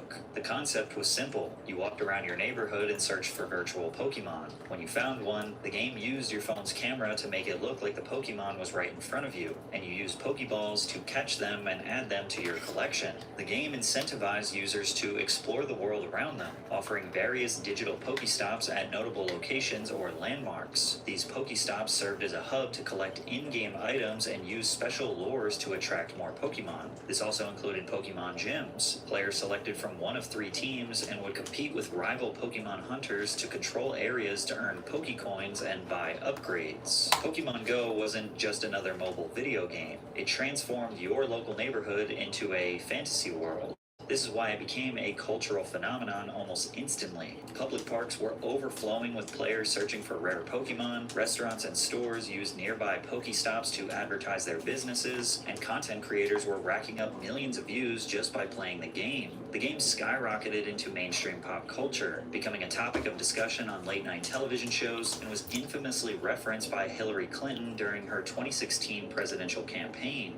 I don't know who created Pokemon Go, but I try to figure out how we get them to have Pokemon go to the polls. It's safe to say Pokemon Go was taking over the world, but it wasn't just making headlines for its record-breaking numbers. It was also being linked to real-world accidents, life-altering injuries, and even deaths. Only His days newest after the video, game's I think he release, posted it 2 men today. were hospitalized while playing Pokemon Go. They hopped a fence to get access to a Pokemon on the other side, ignoring a sign warning pedestrians of the unstable ground on a nearby cliff, which both men eventually fell down. The players sustained serious injuries, but fortunately survived. Others were not so lucky. A truck driver in Japan hit 2 women while playing Pokemon Go, severely injuring one and killing the other. Players of the game began to find themselves in increasingly dangerous situations as both drivers and pedestrians were getting distracted. You know, it's funny, Cooked.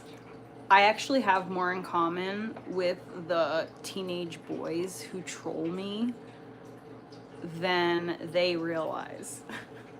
By the app. And the more people became immersed in the world of Pokemon, they lost touch with Although the I world don't like around anime, them. Players so- began disrupting religious services and funerals. The Holocaust Museum in Washington, D.C. asked people to stop playing the game inside of their establishment. Players were also being disruptive at the Arlington National Cemetery, causing problems for grieving families and members of the military paying their respects. As you can imagine, after Pokemon Go exploded in popularity, the video game industry became extremely interested in learning more about the developers. John Hankey of Niantic Labs was interviewed in front of a live audience at TechCrunch in San Francisco and seemed like he could not be less interested. First, and most importantly, what team are you on? I'm yellow. I'm all about the yellow. Yeah. No. Me too. Yeah. Team Instinct, anyone out there? Team Instinct, there we go. I'm not going to try and button that back up on stage. It's crazy that the creator of the game couldn't even properly answer the question, what team are you? Which refers to one of the 3 factions players can join once they reach level 5. Team Valor, which is red, Team Mystic, which is blue, or Team Instinct, which is yellow. He just said, the yellow one. The interviewer was clearly a massive Pokemon fan, and Hankey seemed like the total opposite. It was disappointing to players that the most viral game of 2016 surrounding one of the most beloved IPs of all time was being spearheaded by a boring corporate suit. But what was particularly interesting was his insights on working with governments before they launched the game in different countries. So we're still in the Cannot rollout phase believe of the game. Do you know what the next rollout country is going to be? I have a pretty good idea, but it is pending getting things squared away on the government relations side and getting everything prepared, so I can't say right now.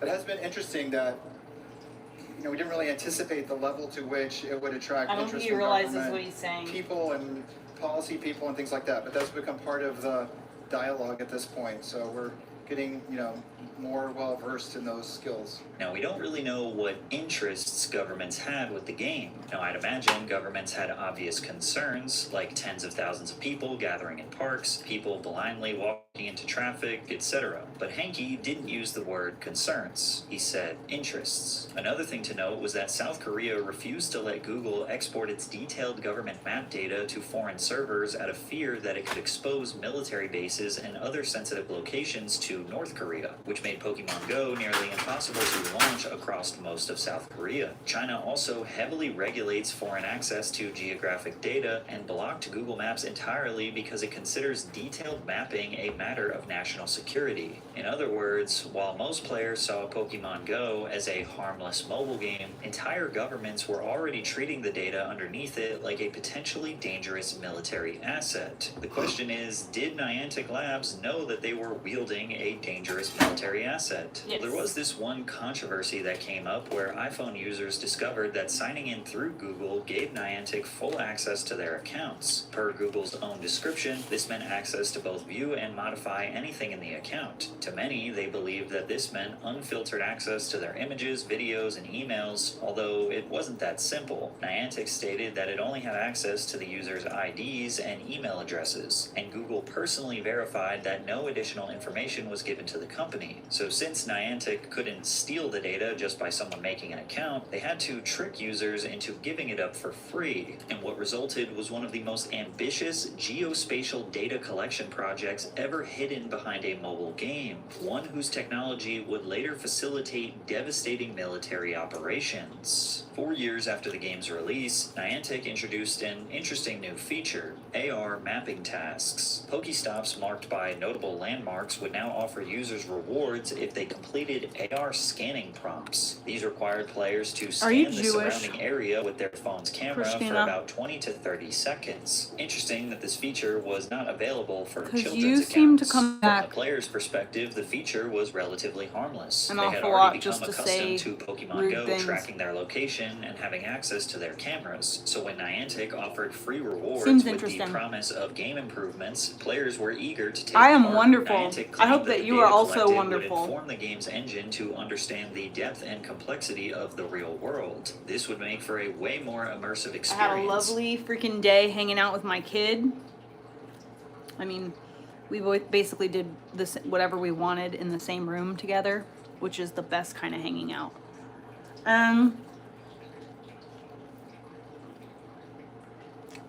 They came and installed my new carpet today. So I have all new carpet in the house. When I tell you my house smells so good. It smells so good in here. I have like a candle thing, wax thing going, and that's all I smell. I don't smell that old carpet. I had to keep those bedroom doors closed. And my son didn't even want to like make his room his room. I'm so grateful that I have the best landlords ever. And they were like, as soon as I was like, the carpet is gross, they were like, seriously? We'll get new carpet right away. I was like, oh, I was just thinking maybe we could rent like a steam cleaner or something. And he's like, well, I had someone come and steam clean the carpet before you moved in. So if we were going to do that, I'd have them come and redo it. What? What? What?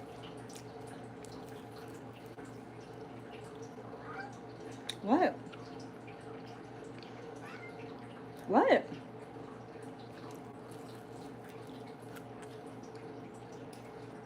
No, don't jump up.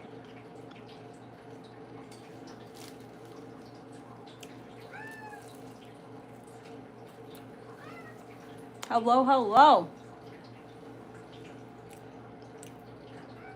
Yeah, old carpet is like really nasty. Apparently, the people who lived here, they got evicted. They had 8 cats in that bedroom. No wonder it stunk. It didn't smell like just like cat pee. It smelled like fermenting, putrid. But it wasn't like, it didn't smell like that had just happened in the room. Like, it was like a faint smell. You couldn't put your finger on it, where it was coming from. And it really, if I kept those bedroom doors shut, I couldn't smell it at all. when they pulled the carpet out, the carpet was really nasty underneath, but the pads themselves actually looked clean. They just smelled terrible.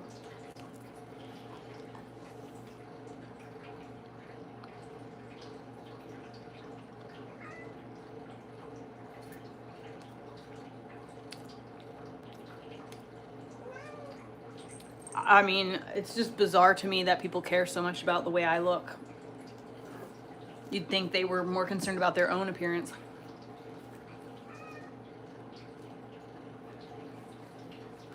I literally do not give a shit what anybody thinks about me.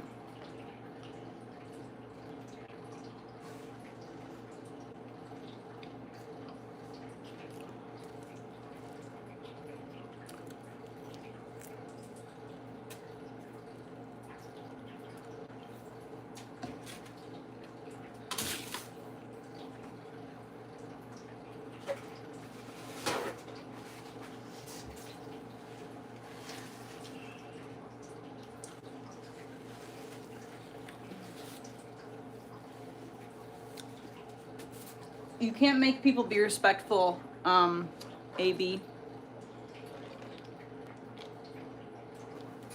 Wouldn't you rather, truly, wouldn't you rather people who are retarded announce themselves when they walk in a room? You know what I mean? I would. I'd prefer that people who are stupid, like jerks, whatever, I prefer they walk into a room and literally say, I'm a fucking piece of shit. That way I don't have to do any legwork. I don't have to use any brain power to figure out whether this is a decent person I should invest any amount of time in. You know what I mean? The more people just straight up walk into a room and be like, fuck you, fuck you, fuck you, then I don't... Yay, now I know. Thank you. I'm too fucking nice. I'm too fucking nice. But yeah, at the end of the day, everybody has a right to free speech. And I am a free speech absolutist. People have every right to say mean things. They have every right to say wrong things. Who am I to tell people they can't say something? You know what I mean? I put myself on the internet. That means I either have to have a thick skin or I have to really enjoy getting bullied. There's no two ways around it. You know, like, I put myself out there and, like, look, I am apparently walking rage bait, which is great for me because I just stand here minding my own fucking business, doing what I would already be doing if I wasn't filming myself on camera. And now I'm getting paid for it. You know what I mean? Like, my human rage bait is enough to where people literally can't help themselves but make comments about my tattoos or my dreadlocks. And that shit like pays my bills, man. YouTube pays me. My account is monetized. And I don't know how it works, but all I know is that the amount of shitty comments that I get and the amount of money I get are in direct relation to each other.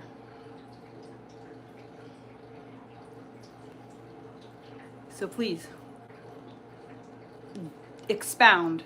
Tell me in a 37 series comment, you know, a comment series, just how ugly I am, stupid I am, how my tattoos are stupid, and how I'm old and ugly.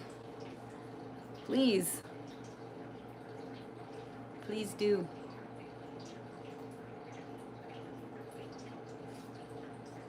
Most people don't know that the founder of Pokemon Go, John Hanke, because I'm probably received not going to funding really from read the comment Incutel, anyway. which is the venture capital firm created by the CIA. But I'll still, And you know, while I and can your see friends that were comments are walking around happening your city, and there's scanning the movement. Earth to catch your favorite Pokemon, the game's developer, Niantic So I know, Incorporated, and I'll was see it in the collecting all that analytics data later and if I using it check. to build I sometimes advanced check, like 3D once every maps to month or so I facilitate check my military analytics. attacks on third world countries. You see, Pokemon Go was created by the same guy who essentially created Google Earth. John Hankey was the co-founder of Keyhole, which developed a 3D digital mapping program called EarthViewer. Keyhole's EarthViewer 3D client application uses video game-like 3D graphics and access to massive databases of network-hosted Earth information, including satellite imagery and aerial photography, to produce an interactive digital model of the Earth. The product was unlike anything anyone had ever seen before in the early 2000s, but it was unclear what its use case would be, and therefore Keyhole was bleeding money. Every few months for years, John would find himself scrambling to raise money from Silicon Valley investors to keep the lights on. That was until In-Q-Tel saved his company from going under. Then we got our really a switch the laundry lifeline over. from a kind of unusual source. In-Q-Tel was this new little venture capital firm that was basically a government VC firm with money from the intelligence community. So that was one of the few funds in the valley that was doing real business, and they were making a lot of investments at the time. This was in the kind of post 9/11 security ramp up period, and so they found out of our technology and invested a few $1 million in the company. Thanks to In-Q-Tel's funding, Keyhole was supplying technology to troops in Iraq and the Pentagon, and they ultimately became a profitable company due to the massive amount of government contracts rolling in. Shortly after, Keyhole was acquired by Google in 2004, and they turned this technology into what we now know as Google Earth. After Google's acquisition, John Hankey became the vice president of product management for the company's Geo division, where he oversaw products like Google Earth and Maps. Google Earth was revolutionary because it gave everyone access to detailed satellite imagery of nearly the entire planet from a home computer. You could explore unfamiliar cities, inspect neighborhoods before moving, and plan trips, but they quickly realized it was far more powerful than that. Humanitarian organizations began using it to coordinate disaster relief. Scientists monitored deforestation and climate change. Archaeologists used it to discover previously unknown ruins. Did it rewind all the way to the Journalists beginning? investigated war zones, and governments used it because it was better than anything they had access to. This creates an opportunity for someone to spy on your internet activity, which could lead to privacy concerns, leaked personal URI. Yeah, see, we were. Of the game anticipated the chaos that would come. The Sakimon company's companies as an named Tatsuo Nomura pitched the idea of placing Pokemon inside of Google Maps as an April Fool's joke. He traveled to Japan and got direct permission from the Pokemon company to implement the feature. John Hankey asked Nomura to show the Pokemon company's executive board the Ingress game. Little did they know that the president of the Pokemon company was already a massive fan of the game. And because of this, Niantic was able to secure a partnership with Nintendo and create Pokemon Go. They launched the game on July 6, 2016, but they never could have anticipated the chaos that would come next. In just 2 months after its release, the app was downloaded over 500 Why did it million rewind times, all the and way an to the estimated beginning? 21 million players used just from agents goes but able to get stable ground on a nearby cliff. Two women and such exploded in flippers. It's important to know player blue of the two launch. But it is pending Flagrants, like tens of thousands of people gathering in parks, My people cat must have jumped blindly on the walking keyboard. into traffic, etc. But Hankey didn't use the word concerns. He said interests. Another thing to note was that South Korea refused to let Google export its detailed government map data to foreign servers out of fear that it could expose military bases and other sensitive locations to North Korea, which made Pokemon Go nearly impossible to launch across most of South Korea. China also heavily regulates foreign access to geographic data and blocked Google Maps entirely because it considers detailed mapping a matter of national security. In other words, while most players saw Pokemon Go as a harmless mobile game, entire governments were already treating the data underneath it like a potentially dangerous military asset. The question is, did Niantic Labs know that they were wielding a dangerous military asset? Well, there was this one controversy that came up where iPhone users discovered that signing in through Google gave Niantic full access to their accounts. Per Google's own description, this meant access to both view and modify anything in the account. To many, they believed that this meant unfiltered access to their images, videos, and emails, although it wasn't that simple. Niantic stated that it only had access to the user's IDs and email addresses, and Google personally verified that no additional information was given to the company. So since Niantic couldn't steal the data just by someone making an account, they had to trick users into giving it up for free, and what resulted was one of the most ambitious geospatial data collection projects ever hidden hidden behind a mobile game,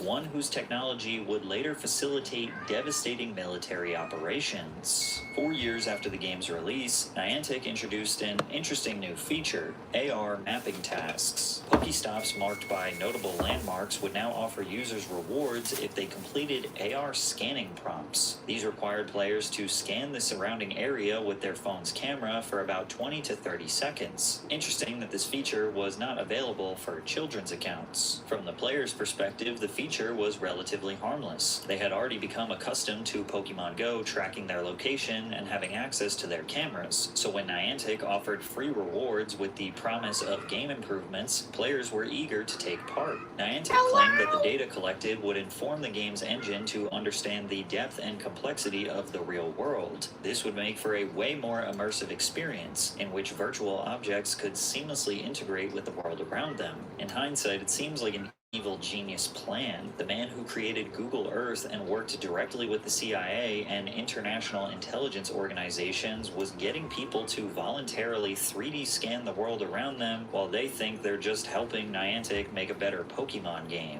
These scans would help develop a much larger technology called Lightship VPS, which stands for Visual Positioning System. The satellite-based technology of GPS was useful, but not optimized for the best augmented reality experience. For example, it might be able to tell you that you're near a statue, but it's typically incapable of understanding where you are relative to the landmark, whether you are behind it or in front of it, if you are 3 feet away or 30 feet away. This information isn't important when getting general directions for a road trip, but when it comes to making accurate drone strikes on enemy base camps without harming innocent civilians, it can make a massive difference. When players scanned a landmark, they recorded more than just a video. It tracked the latitude, longitude, and altitude of the user's device. It also utilized the phone's accelerometer and gyroscope, allowing the system to consider the phone's position and orientation. Considering all of this data, the scans could be used to make reliable inferences about the user's distance from both the landmark itself and the surrounding environment. Every scan submitted was unique, taken at different angles, positions, and distances. Each video was divided into approximately 300 individual images, all of which were pieced together with other scans to create a full 3D digital map of the area. Essentially, Niantic was creating the world's largest, most detailed 3D scan of the entire world, and Pokemon Go players were helping for the most innocent intentions. VPS could compare the player's live footage against this virtual world to determine the player's exact location, which helped influence where objects and Pokemon would be anchored within the real world. Think about how NPCs in Grand Theft Auto sometimes mindlessly walk around with no intention or logic applied to them. Pokemon Go was similar initially, but with this new technology, the Pokemon could now be programmed to interact with their surroundings. Instead of being mindlessly placed on the ground, they would be able to hide behind the landmarks or even climb on top of them. Put simply, the goal of this technology was to make a near-perfect replica of the world the way that humans would experience it, so that the Pokemon in the game could literally interact with the world the same way a human might. And players were willing to sacrifice 30 seconds of their day if it meant free rewards and a better experience down the line. And by November of 2022, Niantic revealed that they had developed more than 120,000 digital maps of various locations throughout the globe. But technology this powerful would be wasted if it were only used for Pokemon Go. Niantic understood this deeply. While they stated their goal was always to give people tools to become 21st century explorers, it felt like they were leaving a massive opportunity on the table. But VPS also had a major limitation. The system was only able to recognize information it had already been given. If a landmark had only been scanned from the front, the model would not be as effective when used from behind. And if it had received no prior information on a landmark, there was nothing the model could work with to provide an immersive experience. They had now gathered enough data for 1 million different waypoint locations to have full VPS integrations, but there were still millions of locations that had not been fully scanned. Niantic sought to fix this issue with their large geospatial model announced in 2024. The goal was to take all of the combined data they had collected and use AI to make inferred guesses about partially unscanned locations. Niantic uses a church as an example. If players had only scanned the front of a particular church, the VPS technology might be unable to recognize footage taken from behind, but the large geospatial model could infer based on thousands of other churches that had been fully scanned and make an educated prediction about what the back of that specific church would actually look like. Humans have the ability to do this naturally, naturally. We're capable of applying our personal lived experience to make inferences about our environment. If I showed you the front of a house, you could probably make a pretty good guess about what the back of it looks like. You might not get every detail right, but you'd expect windows in roughly the same places, a back door, maybe an AC unit, a fence, or a patio. Your brain does not know that specific house. It's recognizing patterns from thousands of houses you've seen before. Niantic wanted AI to learn that same instinct, but with near perfect precision. And only months after announcing their large geospatial model, Niantic made the shocking decision to sell Pokemon Go. While Scopely Incorporated acquired the rights to Niantic's catalog of games for $3.5 billion, Niantic retained all of the data, research, and technology they had been developing over the last decade, which includes their VPS and geospatial models. In other words, they kept their most valuable IP, sold the rest of their got the data, and were ready to move on, leaving Pokemon in the dust, which to some makes it seem like they never cared about Pokemon in the first place, and it was all a part of a bigger operation. The company shifted its focus away from video game development, and under the leadership of John Hanke, began working on Niantic Spatial. The company made it clear this technology had far more potential than improving augmented reality experiences. It had the ability to help both humans and machines to understand the world and navigate it. Instead of figuring out where to spawn Pokemon, the technology could be used to train a robot or AI-powered vehicles to determine their locations without the use of GPS. Like, you know how outside of your town, you don't really know where you're going or where you are, but thankfully you have access to GPS on your phone. Well, they're working on a technology for machines, robots, or vehicles that would essentially install a perfect one-to-one understanding of the entire world. So you could theoretically place it anywhere and it'll know exactly where it is and exactly how to get where it needs to go in the fastest way possible. And initially, this tool was being marketed as something that could enhance manufacturing, warehousing, logistics, construction, tourism, entertainment, and education. Like, a warehouse worker could use the VPS technology to navigate the facility and streamline the process of conducting inventory management instead of just like walking around the building and understanding where things are and where they need to go. But Niantic was also getting involved in areas that most might not have expected. This became clear when Niantic Spatial announced it was teaming up with a company called Vanter in December of 2025. While Niantic had its roots in the gaming industry, Vanter had always been a part of the intelligence and defense sectors. They are best known for creating mapping systems used by military commanders and soldiers to analyze the battlefield and coordinate. This partnership may seem bizarre on the surface, but it was actually a perfect match. Vanter had developed a visual positioning system called Raptor. Similar to VPS, Raptor was capable of determining its location by analyzing its environment and making inferences. When a drone became disconnected from GPS signal, it could utilize Raptor to assess the roads, buildings, and hills to figure out its position relative to Vanter's own personal map. However, the technology was relatively limited as it gathered data from airborne drone footage, meaning its pool of data was limited to the sky. This is where the partnership really starts to make sense. VPS system did everything Raptor did, but on the ground floor. Specifically, it gave the same tools to both troops on the ground as well as AI-controlled robots and vehicles. With Vanter in the sky and Niantic on the ground, the two companies hope to create a shared digital map that can be used by drones, trying to call the male cat over with here. or without the use of GPS to stay connected. Was Niantic developing weapons or making decisions in regards to active combat? No, but they were playing a role that is arguably just as important. They were helping AI-powered drones understand where they were and help them stay coordinated with personnel on the ground. Technology originally marketed as a way to make your Pokemon catching experience more immersive was now helping drones, vehicles, and soldiers coordinate on the battlefield. Niantic has continued to become a more prominent part of the defense sector. Recently, the visual positioning system received awardable status through a federal marketplace, Tradewin Solutions, meaning that government agencies were able to negotiate deals and purchase the technology for their own use. And taking a look at Niantic Spatial's website, they appear to have struck deals with the United States Coast Guard and the Air Force. worse. So this isn't some kind of crazy conspiracy theory. The data they gathered through Pokemon Go was used to develop mapping technology that is literally being used by the military. I'm not sure how many Pokemon Go players who agreed to participate in AR scanning would have done so knowing that this was going to be used for the military, which is why now tons of players feel like they were straight up lied to. When Niantic first introduced the AR scanning feature, the company was transparent about their intentions to an extent. It told players that these scans would be used to create a better gaming experience, and while they did make it clear that this data would be used in apps outside of Pokemon Go, I'm not sure if anyone expected military defense applications, which is why it seems as though this was always the purpose of creating this technology. When you think about it, Niantic was never really a game developer. They have always been a mapping company. Think about their origins. John Hankey's first business, Keyhole, had direct ties to the CIA, and he later went on to work a high-value job in Google's Geo division. He always has been aware of the massive price tag governments are willing to place on data. And with Pokemon Go, Niantic had access to information that wasn't available anywhere else. Pokemon Go was meant to be a family-friendly experience. It drew players in with the promise of getting to be fully immersed into a core part of their childhood in a way they never could before.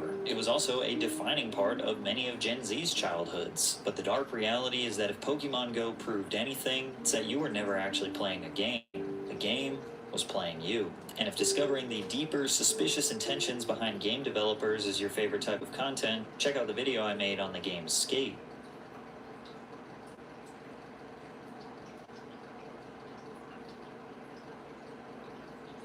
The Lisa Rinna M&M, loved by some, unknown to most, but a mother to all. For those who don't know, Lisa Rinna is an American actress / reality TV star who is probably most known for playing James Diamond's mum in the Disney show Big Time Rush. I joke. She's probably best known for featuring in The Real Housewives of Beverly Hills. In 2022, videos and images of the Lisa Rinna M&M, an M&M that looked like Lisa Rinna, began to pop up everywhere and anywhere. From Family Guy scenes to stalking Jamie Lee Curtis, the candy-morphic housewife was, and remains to be, unavoidable on the internet. But where did it all start? Why did it all start? And what does it all mean? Here's the story of how the Lisa Rinna M&M became crowned queen of the uncannily accurate celebrity confectionery doppelgangers. There wasn't that many in the running, if I'm honest, but still, she prevailed, and here we are.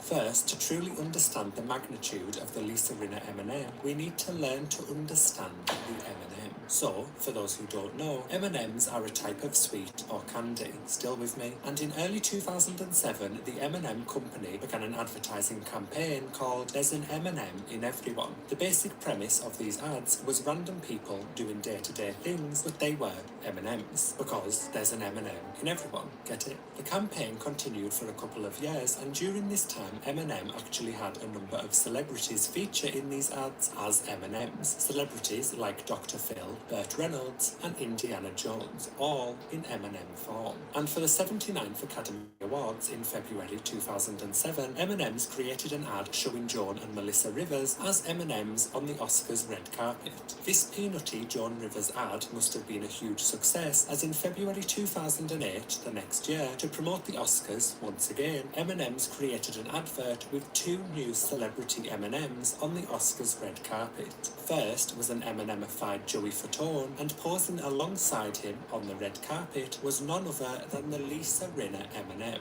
Did you feel that? The universe just shifted. The advert was a reference to Lisa and Joey's interviewing gig at the Oscars, and it appeared in several magazines, one of which being the March 7th, 2008 issue of Entertainment magazine. And you may be wondering, Joe, how do you know such an oddly specific piece of information that you can't just Google? Well, that's because I have spent many hours researching and hunting for magazines from the time, and have managed to track down the advertising relic like some sort of second-rate archaeologist. When will your fave? Despite the Lisa Rinna M&M arguably being one of the greatest artistic works of the 21st century, the mutant actually went incredibly unnoticed following its debut in 2008. Now, fast forward 12 years to 2020, the word was finally ready. Oh, no. On the 18th of August 2020, the Twitter account Solar Runway posted the following tweet, context unknown.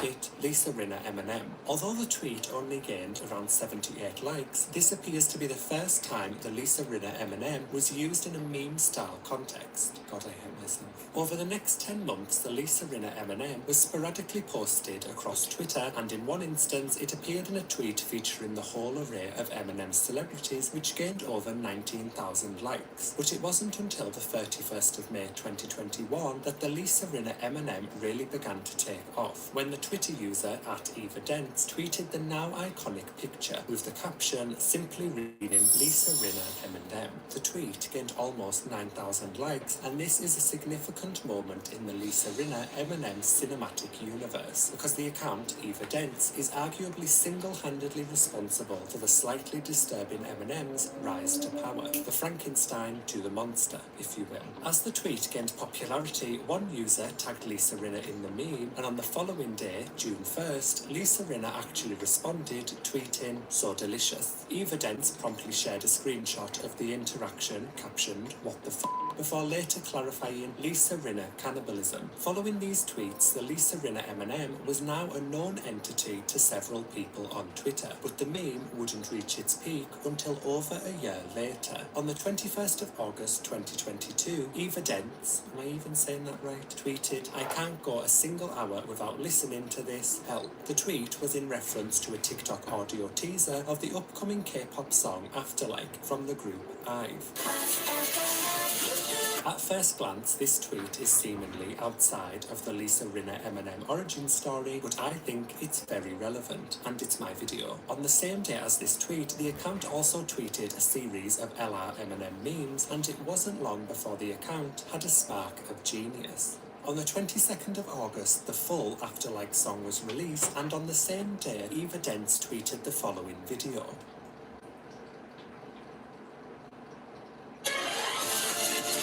The tweet went on to gain 33,000 views and will go on to spawn a viral frenzy, because this video is the first instance of the Lisa Rinna Eminem being combined with the song Afterlike, and soon the song would become synonymous with the meme. Over the weeks that followed this video, the account posted a series of memes all containing the Lisa Rinna Eminem, all with the Afterlike song as a backing track. This included edited Family Guy scenes, The Simpsons edits, nail art videos, fake Nintendo adverts, a wild Pokemon encounter, and one which was just a fake out. Lisa Rinna Eminem is not here, you know, just to keep you on your toes. And my personal favourite was a character selection menu featuring the other Eminem style celebs. Some of these videos were uploaded to TikTok, and eventually the Lisa Rinna Eminem became a bit of a #Christ meme, where people would have the meme pop up randomly, anywhere and everywhere, kind of like a Rickroll, if we are even still talking about those. People would make edits of the Eminem like they would with a celebrity or fictional character, often with the most exaggerated and aggressive PowerPoint transitions possible, some even including the human Lisa. The meme continued to expand, and with it the Eminem lore, as TikTok users began to make crossover memes, with one person making an Eminem based on the internet legend Jayafe, which is a whole different can of worms that I'm probably going to have to open sooner or later. The Lisa Rinna Eminem also couldn't be kept confined in their 2D plane, as a Twitter user sculpted their own little model of the character and shared it on Twitter, gaining thousands of likes. And it wasn't long before celebrities began to join in on the trend, with Suki Waterhouse sharing a video of herself with the Lisa Rinna Eminem and its mother. The Lisa Rinna Eminem was officially viral, with the TikTok hashtag having gained approximately 50 million total views. And as the Gen Z Rickroll had become so rampant over on TikTok, it began to reach an audience of people that were extremely confused as to what exactly was going on. Just found out there is a human version of Lisa Rinna Eminem? Why the Afterlike sound? Did Lisa make that sound? Who's Lisa Rinna and I Can't Escape Her? An artist that probs collabed with Eminem? IDK, but it's sort of that. And others complained that they would never be able to listen to the song the same way, and that their For You pages were filled with the meme. The Lisa Rinna Eminem was inescapable. Lots of the meme posts went on to gain millions of views, but let's check back in with the mastermind behind the meme, Eva Dents. While the meme grew, Eva Dents had continued to make videos of the memes and posted them on their socials. And on the 25th of August 2022, Eva Dents uploaded to TikTok what could only be described as an abstract horror short film. In the video, we see the Lisa Rinna M&M sucked into a wormhole, and we are introduced to what some people described as a biblically accurate Lisa Rinna M&M who seems to question life itself and then chants that they have purpose. This was later followed by a post-credit type Lisa Rinna M&M therapy scene which really expanded the M&M lore alongside its artistic value. The short film gained over 600,000 views and almost 120,000 likes. After the sudden resurgence of the meme in 2022, on the 1st of September, Lisa Rinna posted again, this time on her Instagram, sharing an image of the M&M fursona with the caption, "I ate," #Throwback Thursday. Lisa, seemingly fully on the M&M bandwagon, also shared another post on Instagram of what can only be described as a modern-day wonder of the world. Here's the original hanging on my wall, a flex if I've ever seen one. However, Lisa's new obsession with her meme counterpart didn't stop there. Lisa has since posted a series of TikToks sharing videos of the Lisa Rinna M&M meme, one of which was from an account who 3D modeled the M&M, and this TikTok has gained over 300,000 likes and over 1 million views. But as we all know, some of us a little too well, what goes up must come down. On the 22nd of September 2022, after the widespread virality of the meme and that short snippet of Afterlike being burned into people's brains, Eva Dents posted a TikTok with the caption, "It's okay to let go. Also stream Afterlike because that was the whole purpose of me starting the thing anyway." The TikTok itself was a tribute to the M&M. In celebration of life, Lisa Rinna M&M, too powerful for this world to comprehend, but you were getting very annoying. Although seemingly bringing the meme to the close, the video concluded with a short clip of a microphoned hand reaching out of the grave reborn, followed by the message, "Maybe someday," and also a little message about Lisa to Bravo TV, who airs Housewives. And that zombie revival someday was the 31st of October 2022, as the Lisa Rinna M&M did in fact return, when Eva Dents posted a short video titled, "A Very Lisa Rinna Halloween."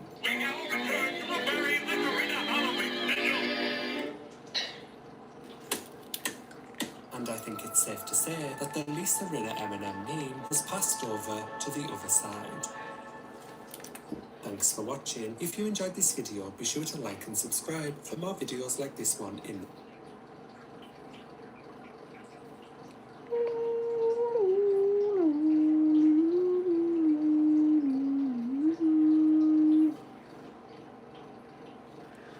Alright, well, I'm gonna go.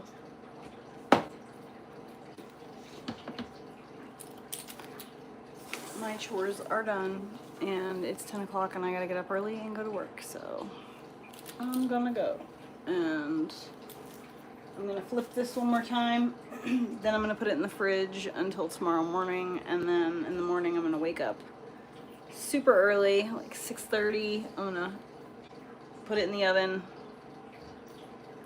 and then I'll have fresh bread for lunch tomorrow. So, see you later, guys. Bye.